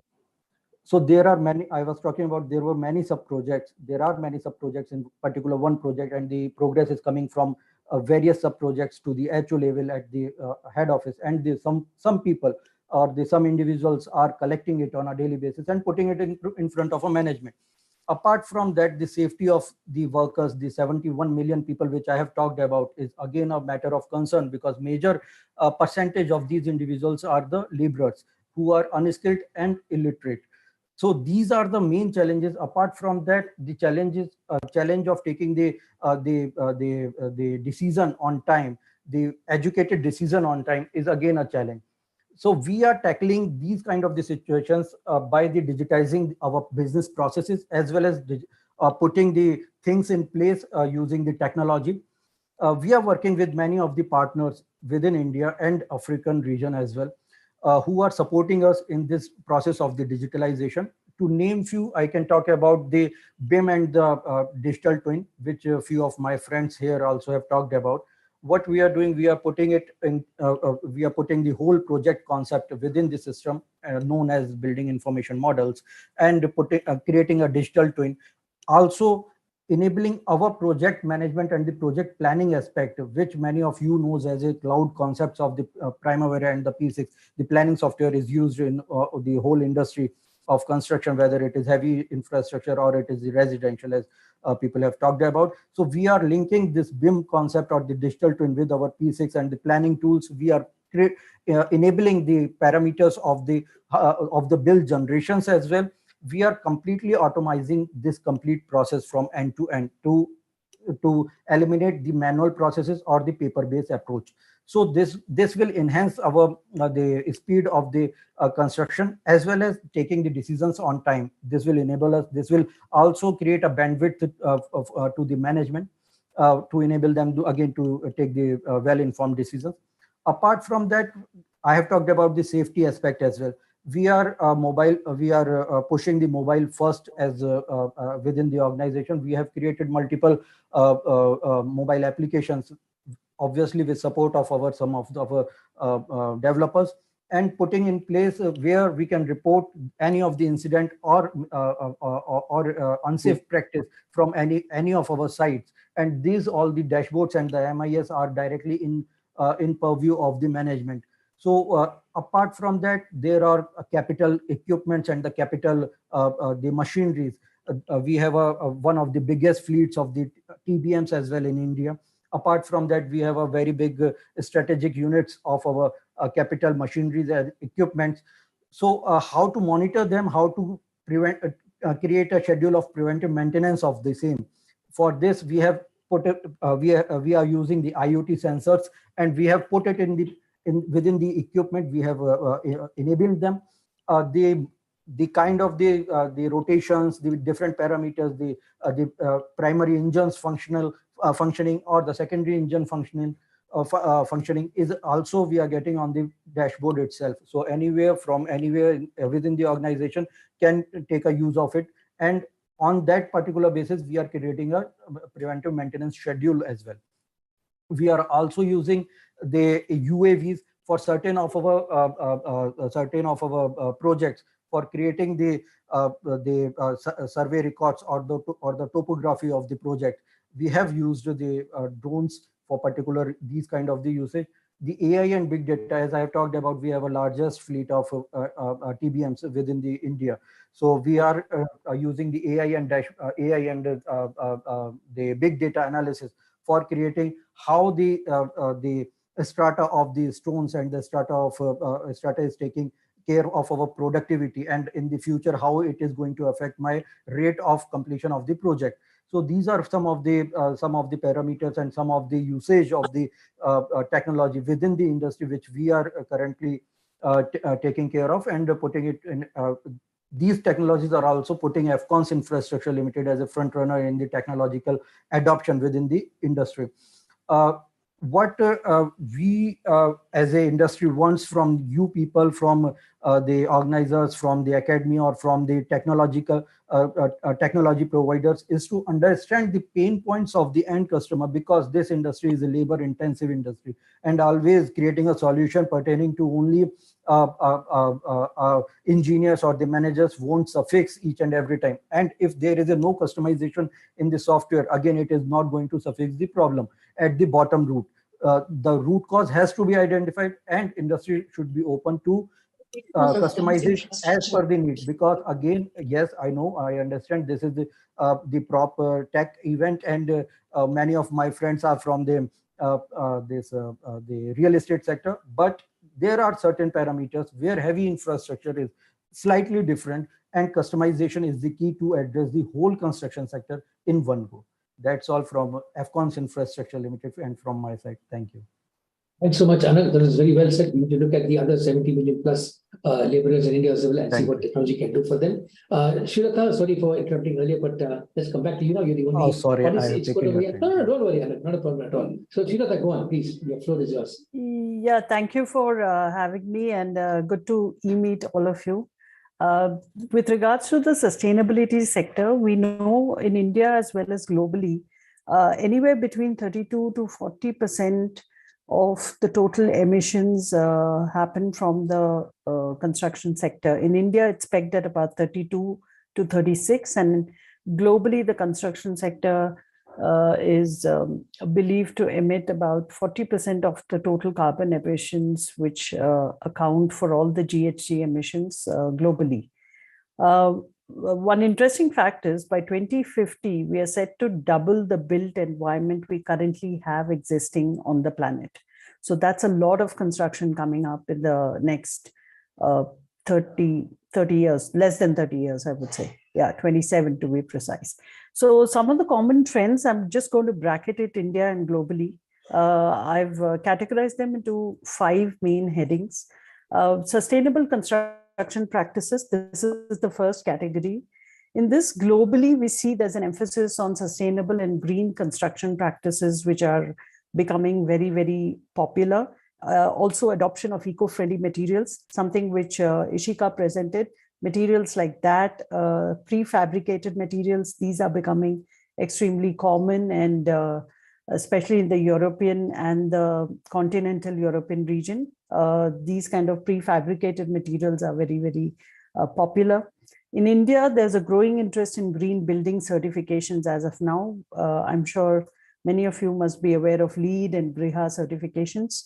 And then government initiatives like Smart Cities Mission, these are again promoting sustainable urban development. So that's one area where the trends and opportunities lie currently. Then second one is technology and digitization. So there's a widespread use of building information modeling, BIM, which is becoming popular, which and of course, IoT and AI-driven construction management, which is again becoming popular globally. In India, adoption of digital platforms for project management, virtual property tours, online property transactions, and of course, growth in PropTech startups, which we are seeing today. That's becoming popular. The third I will quickly run through is affordable housing. So there's a focus globally on providing affordable and inclusive housing solutions, especially in emerging economies like ours. Of course, in India, there's housing for all, and of course, low cost and mid-income housing. These are becoming popular. The last but not the least, co-living and co-working spaces. These again have over the years have become extremely popular globally. And we see this happening in cities like Bangalore, Mumbai, Tier 2 cities as well. We see this becoming, and of course, with COVID and change of lifestyle, there is a lot of increased interest in co-working and co-living spaces, which is becoming a popular trend. Last but not the least, real estate investment trusts. These are becoming globally as well as popular in India as well. So I think these I would bracket as the top trends in India and globally under sustainable construction trends. Great, thanks, Shrilata. Let's now turn to some of our other speakers over here. I invite them to join the discussion as well. We have a legal firm over here in the background. I would like to say a few words about your company and what some of your interactions could be with the real estate sector. Yes. Thanks so much.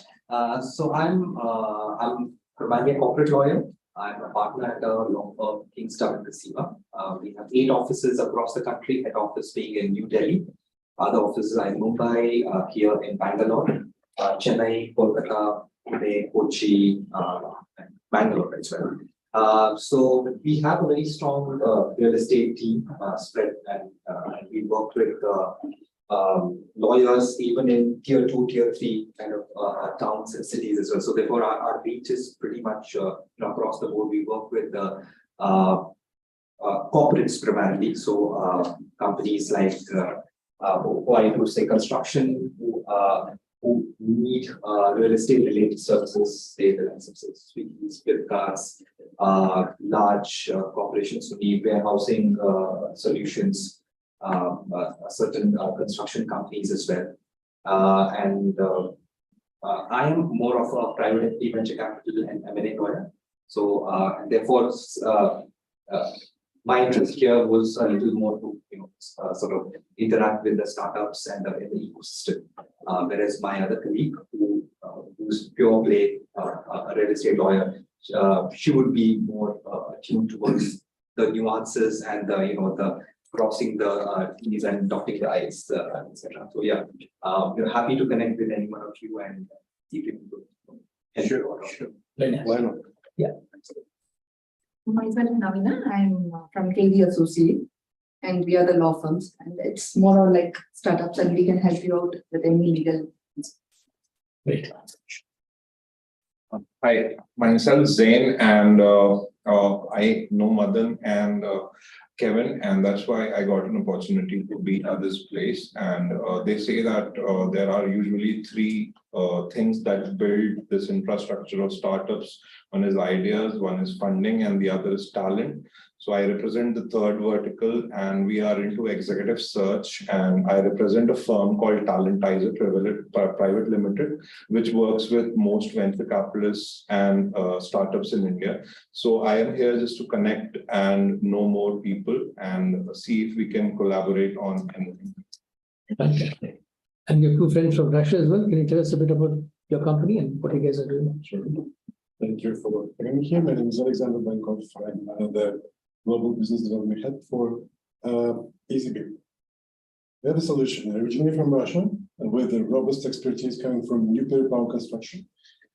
All these approaches that we're bringing down to earth to regular construction, helping our customers manage their schedule, make these data-driven decisions, to squeeze the timelines and save lots of unnecessary expenses. Squeezing the delays from 20 to 45% by using the same resources, the same people, and the same technology that our customers have on their budget. Just by the way we structure the data and we provide it to the decision makers and all the levels, from the owners to site managers. I think we can have some good discussions with you. Maybe it's not like the main scope of this event, because it was more about real estate sales, about blockchain. We're more down to earth guys. You know? Down to earth, yes. Down to earth. We know how to work with existing people and how to make an easy adoption of the products that can bring you value instantly. Okay, thanks. We invite Babu-san to say a few words about Toda and introduce our Japanese guests. Yeah, so a few words about Toda Corporation. We are a 140-year-old construction and infrastructure company, basically. One differentiator about us when compared to other construction companies is that we have wind energy production as one of our USPs. So we are currently building a 16.8 megawatt floating offshore wind farm in southwest Japan. And, one of our partners in our ecosystem has come up with innovative patented technology for large-scale wind farms. That is, the current technology is quite good for about 2 megawatt, but what we are talking about is 20 megawatt and above. Okay, so a single wind turbine can produce 20 megawatts and above. Okay, so this is the other use, and the other areas of focus is basically, decarbonization. So we are one of the very few companies in Japan to have issued green bonds and sustainability bonds because of our sustainability rating. So we are also part of RE100, which is a global list of special companies. Okay, so the other areas of our focus is, of course, digital transformation. So we are also building our own digital twin, and we have a co-working space where we are testing how robots and humans can coexist and work. Okay. And of course, we are coming up with our own new office building, which is supposed to be the world's most earthquake resistant tall building. It's a 28-floor building. Okay. And also a zero energy building. So it's a kind of a net zero, one of the largest zero energy buildings, I would say. And yeah, so why we are here? So we are here to understand, get a feel about the ecosystem here in India. So we are currently present in about 7 to 8 countries. One of the focus areas is to enter Indian market. So we are currently doing kind of groundwork to freeze upon the focus areas. Broadly, I would say the 3 focus areas for us now. One is wind energy, the other one is core construction infrastructure by having JV with the local construction infrastructure partners. Okay, and one of the easiest things for us to do is we have a lot of Japanese customers who some of them would like to set up their manufacturing plants in India shortly. So we'd like to be their construction partners, just like how we do for them across the world, right? So that is the other thing. And the third one why we are here is to see what's happening in startup ecosystem and when it comes to property, construction, digitalization, BIM, etc. So today it was a nice session, and in fact I have a couple of questions. Probably whenever the Q&A session is there, I can ask other people. Yeah. Absolutely. Yeah. That's a brief from our company. Great. Thanks. Yeah. Thanks so much. Yeah. Introduce our friend to you. So he belongs to global business division in our organization. So he's Mr. Mutahara. My name is Nika. Nice to meet you. Welcome to India. And his name is Mr. Saito. He comes from Energy Management Division in our organization. Welcome, Saito, to India. Sorry, what's the name of the company again? Toda Corporation. TODA. TODA. Yeah, we are about $5 billion annual turnover company. We rank around top 6 or 7 in Japan. Great, thanks. Okay. We have one last person joining us online now, Sudarshan Goda, co-founder and CEO of Strata. You'd like to also, yeah. ちょっと喋るのが苦手、英語でダメなんで、日本語で。今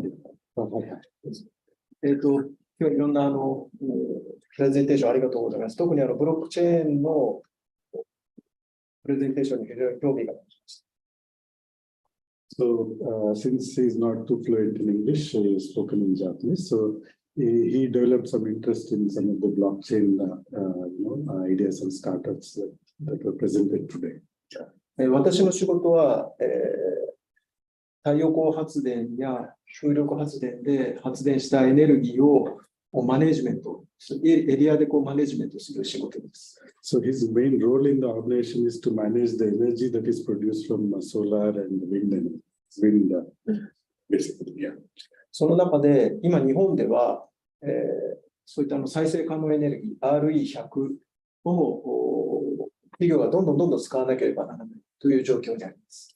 So there is a lot of emphasis in Japan to use renewable energy for construction needs. で、一番今困っているのは、電気というのは発電したところから送電線に流れるとどこで発電した電気なのかわからないというのが今実情です。So one of the problem areas that we are facing is to identify the source of power generation at the time of transmission of that power. Okay, the source, because there may be mixed sources. We are not able to identify from which source that power is coming from. そうすると、どこの太陽光発電で発電された電気を使っているのかわからない。それをなんかブロックチェーンを使って1対1でやれば非常にいいんじゃないかというふうに思います。So one of the things, one of the ideas that we got because of the presentation, it can help the source and how it is distributed, you see, because all in the contract it goes.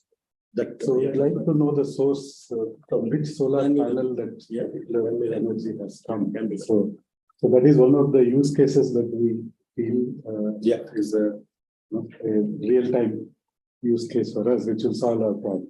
Just a quick plugin. So like I said, we do real estate infrastructure. We also are running one of the voluntary carbon markets on blockchain in India, right? So that is one of the use cases. We can have a discussion on that separately. Yeah, great. Yes. Anything else? So,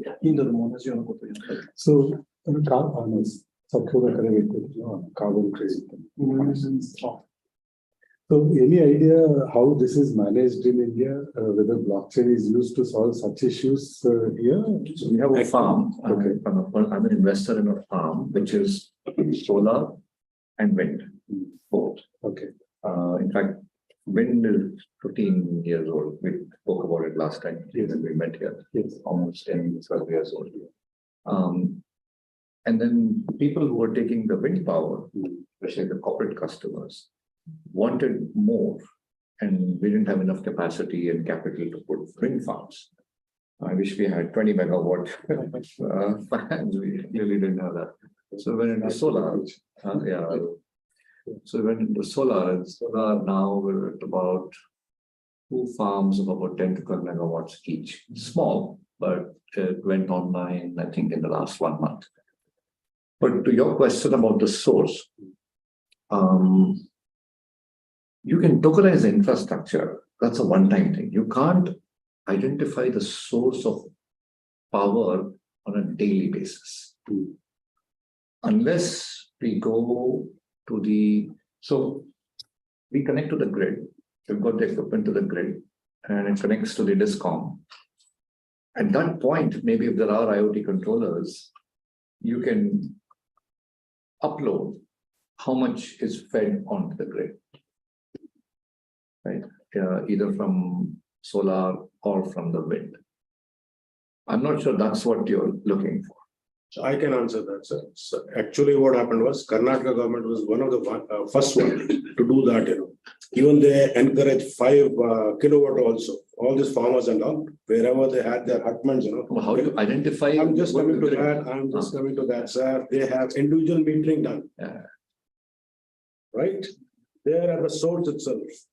But it didn't, somehow it was shelved. It was a wonderful opportunity. It was discussed in length. Was it a blockchain based? No, it can. He's right. Now it can be. So blockchain, where it comes in. Trying to say that it is possible to do. Once when it can have individual metering done. Basically, it's all fed onto the same transmission infrastructure. That's right. The exchange as it goes. There's only one transmission infrastructure. You can't build your private before transmission. So how would you meter? How would you meter the farmer? How much has been generated? How much is going to be in exchange? For which grid is incorporated, and how it is coming back? It is done. India is very robust in that. But in putting in blockchain is what you are asking can be done. But you need to know how and where are the sources you want to. There's a secondary problem with this. This is the IoT stuff is very easy. The secondary problem is our customers. Right? We generate, let's say, some are 6 to 8 megawatts in each of these plants. Our customers can be in any part of the state, as an example. We generated down south. Our customers are in Chennai, hospital in Chennai, mall in Chennai. The way different states implement this differently. The way Tamil Nadu implements this is, if you feed X amount of power into the grid, and everything is metered. You don't need a blockchain, frankly, because it's metered. Now, the problem is this. Let's say you fed, X amount of megawatts. The customer is somewhere else. Do you calculate the transmission losses based on the distance of where the customer is? So the green power is how much consumed by the customer or generated by the plant. Right? So I don't think forcing blockchain is the solution. You have to come back to what is it that you're trying to solve. Sir, I don't want to say that again. So blockchain is the one who will come to know where are we getting the losses. We are practitioners. We live this every day and we sell this. Even me too again. I worked along with Energy Minister last time. Okay, hang on, we got one more speaker talk about it. We got one more speaker about it. Yeah. So, can we done, sir? so that as you can see, it's a very interesting discussion going on here about energy grids and so on, but let's come back to real estate. Let's hear from people know what state we're administration. looking for. It's always now Yeah, can communicated. you hear from Sudarshan, please? Yeah, Sudarshan, go ahead. Yeah. All right. If you guys want to still continue, it's fine. I think that's far more heated and a great conversation than just my introduction, though. But anyway, I'm Sudarshan. I'm a co-founder of this company called Strata. We are a real estate investment platform built for India in India. We buy high-grade commercial real estate. It can be in the form of industrial facilities, warehouses, offices, retail buildings as such. Our approach is we identify large assets and break it into smaller ticket sizes. We don't use blockchain as yet, but we are in some sort of tokenization where we securitize these investments in the form of giving securities of a particular company which owns that particular property. This is unfortunately the structure which we have in India, which we follow, and we acquire properties for a living. So it's we are about 3 years old. We have acquired close to about 29 properties right now to the tune of 1,700 crores in India. So that's a quick background. And what are some of your reactions to the startups? Did you hear some of the startup speeches earlier on, or any? I unfortunately joined only at 4:15, so I was somehow a little late. I couldn't reach office in Mumbai. No worries. What are some of your thoughts on trends in the market? Obviously, digital is big. You heard startups talking about AR, VR. We talked about the blockchain and so on, sustainable materials, etc. So I think I'll speak only from a commercial real estate standpoint. We don't know much about residential real estate, unfortunately. But having said that, at least when we speak or even when we do a lot of the developments which we are doing ourselves now, sustainable is probably the first thing which people are talking about. With respect to AR, VR, etc., is more residential led. It's more for giving a look and feel of a building, etc. But what we've been able to establish is the entire myth, two large myths in India. And I think it's a great trend which will continue to happen. First trend, the fact that people thought real estate could not be bought online. We've transacted 1,700 crores online. We've never met our investors. It's all traded online. They haven't met. We took an office only about 1 year from today. Earlier, we didn't even have an office for 2 years per se. We're all working from home. So that is the second one piece. And the second piece, which we feel in general, that there is a lot of saturation in residential investments in general. People are looking for something newer and more exotic as such. In fact, I've had a bunch of investors who are looking at investing in US, in Dubai markets, in European markets, etc. right now, especially Portugal and other markets. So there's a lot of things which people need to do in terms of innovation in real estate investments in general.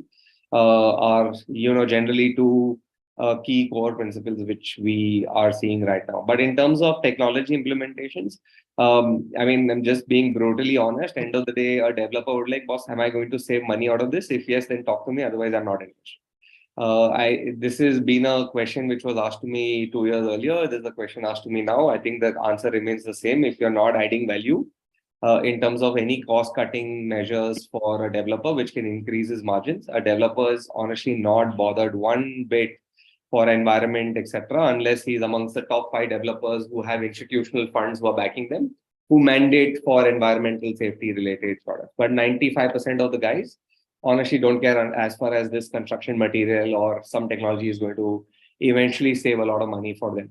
I mean, this is just my honest feedback. I'm sure I might differ to multiple people in the room, but this is at least 8 out of 10 friends of mine talk about the same thing when they talk about PropTech in general.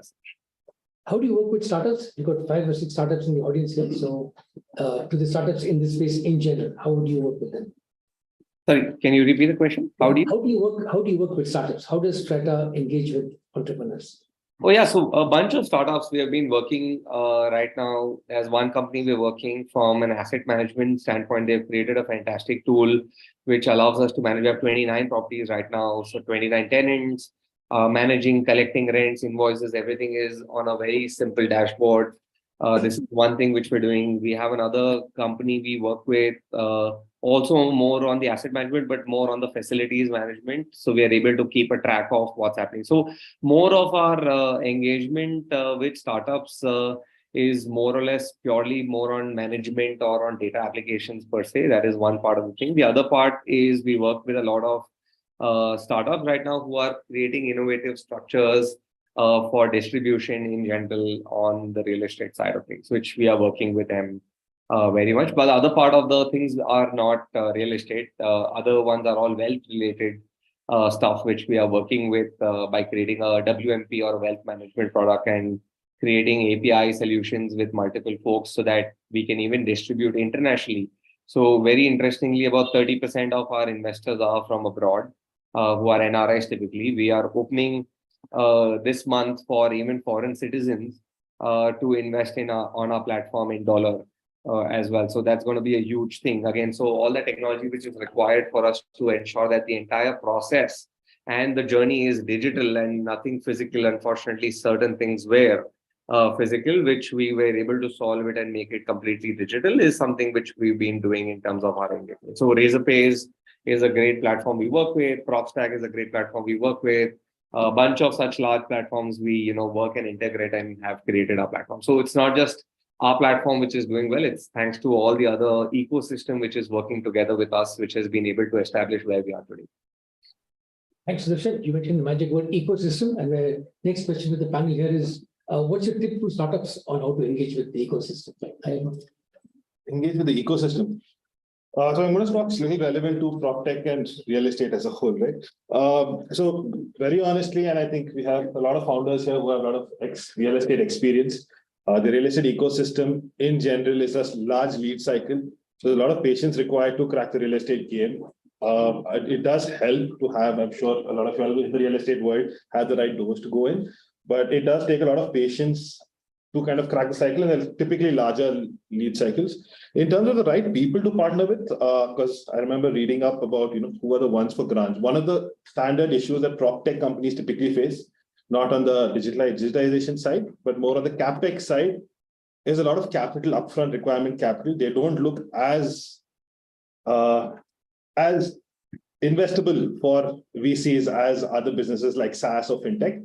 That's a standard problem that a lot of PropTech startups face in this side of the world. So debt is an option that's been steadily increasing. A lot of good debt players have been coming in. A lot of interesting grants. I think we saw a few of them. Will Grow, Climate Collective, Shelter Tech. A lot of them. IIT Madras has a center called Cube also, who work extensively with PropTech startups. So a lot of good grants out there for PropTech startups who've been helping the ecosystem. That being said, we're seeing a lot of real estate developers, and just to say, while I'm part of Brigade REIT, we work with all developers. We don't only work with Brigade. We work with Purvankara, we work with Hiranandani, Lodha, Mahindra. We work across the ecosystem. A lot of developers themselves today have funds. So they look at strategic investments at startups, the ones they believe in, to take strategic. I mean, it could be a buyout, it could be a little bit of a small equity buy.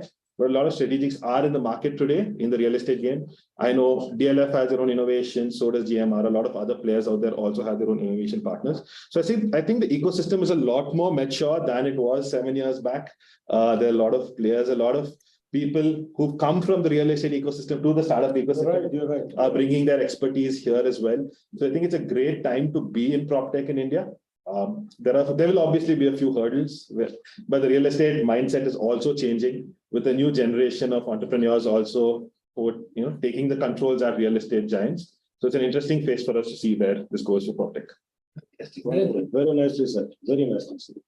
I think look for complementary skills. For example, I mean, like everybody has got a pretty serious real estate background. Then you start looking at what else do you need, right? I mean, I come from cloud companies, for example. So clearly, almost everybody needs cloud infrastructure, cloud expertise, tech expertise. So look for partnership and ecosystem in sort of that space. We always say money you can get from a bank, money you can get from friends and family, money you can get from a venture capitalist, money you can get from an angel.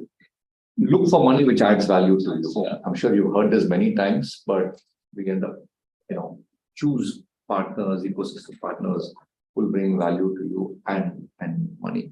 That value can't be measured. As sometimes just that one lead or two leads can get you a significant conversation.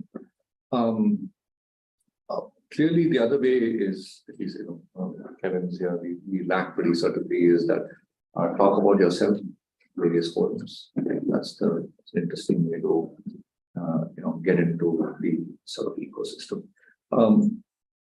Yesterday and this morning, actually since 9, we've been listening to pitches. Several of the companies have come up and said they've received grants from various government organizations or like was mentioned. Now, grants bring cash to some extent, at least to run. But then grants also help you or help investors to understand somebody else has validated them also, has done some amount of filtering also, has done some amount of diligence also before we get to the table in terms of potential investment and stuff like that. So that's another way to get the whole accelerator thing. You have to be very careful, right? I mean, if you're going to pick one or pick two, just put your life into it. Put your life into it and make that relationship with the accelerator work. The tendency to do accelerator hopping can probably work against you. So that's something which I would be careful as we engage with ecosystem and partners and accelerators, etc. Pick the ones because they do consume your time, and pick the ones which are going to add value to you directly. Not everybody needs to head to a Y Combinator. If you can get there, awesome. But there are people who are genuinely wanting to help you grow. I've had a chance to work with running a Microsoft accelerator when I was there. Before that, I ran developer programs for at least a decade plus. So pick the ones which add value to you and sort of. And the last thing is, if you need something, ask for it. What's the worst it's like? Ask friends, ask family, put on LinkedIn, say, hey, I need help with these 3 things. What's the worst that will happen? So, ask and you may get. Okay, we're almost out of time now. Sridhar, any comments on partnerships, how to keep the policy, sustainability angle at the back end of all this? I mean, all this blockchain stuff is fine, but I've heard there's a big carbon footprint of that also. So any comments on that? Yeah, just a couple of advice. I mean, one is, of course, keep your technology scalable in terms of, make it a scalable technology, which can something like cloud-based solutions for flexibility. Watch out for compliance and regulations, which keep changing especially in this industry, because with regimes changing, what could become the priority in terms of, there are a lot of global platforms which are calling for action. So do keep a watch out for regulations that you need to comply with. That's an important thing. And I think another thing which I would like to advise PropTech startups is to ensure that you diversify your product or service offerings, catering to different segments within the market, within the real estate. So I think probably 3 of the most important. There are a whole list of things that we could talk about, but I think these would be my top 3 recommendations to PropTech startups. Thanks. Sudarshan, another 3 tips for how these entrepreneurs here can work at scale with partners, because of the big guys in this space. What can the emerging players do? So broadly, because we're all real estate around, I think at least like we have good stakeholders on our company. We have Kotak, we have DLF, we have Piramal, and a bunch of folks who are on the forefront in terms of the real action we are seeing in real estate. So the feedback I've received from them in generally is gear up your socks for the next decade, because we're going to see the kind of bull run we've never seen. None of our forefathers have probably seen in the thing, right? So at least the way we put it up is that you don't have to be the best fund manager in this market. Even an average guy would give you over and above better return, right? Because that's how good the market is. So in terms of technology, again, like I said, if there is value addition for any developer, especially in this market, they're all going to lap it up, because any cost saving is just going to increase their bottom line more as such. So while there are ways and means to reach out to the developers per se, one of the best ways are through these IPCs as well, because again, they are those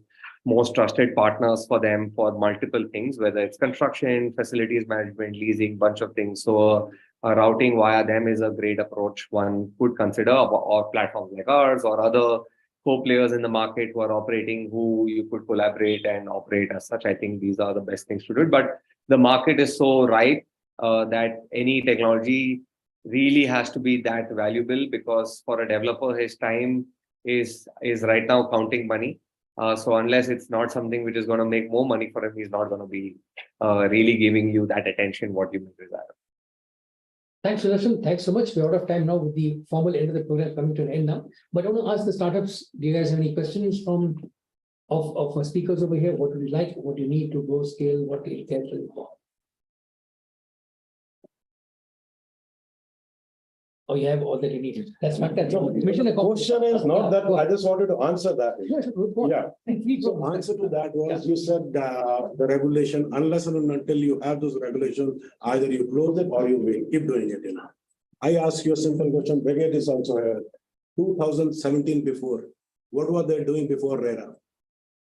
The regulation of real estate came only in 2017. They were building, Prestige was building. Everybody and anybody was building. The better the product, whosoever was giving, it was taken by the customer. And the second part you said, sir, see, we are all, in our second innings of, or whatever you say, especially these young startup people, you see, they are definitely working for the customer, sir. We know if we are to scale, we'll have to not work for the profits.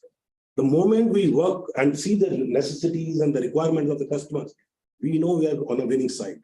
So two things I'm very sure with all of us, we are determined, we'll do it. Rest, if you have other question, two things you said, definitely, most of us are not looking for, they're looking for scaling and growth through, whatever comes under the ambit of the law. And secondly, which is for the customer. Customer-centric approach will win us a lot of things. You see.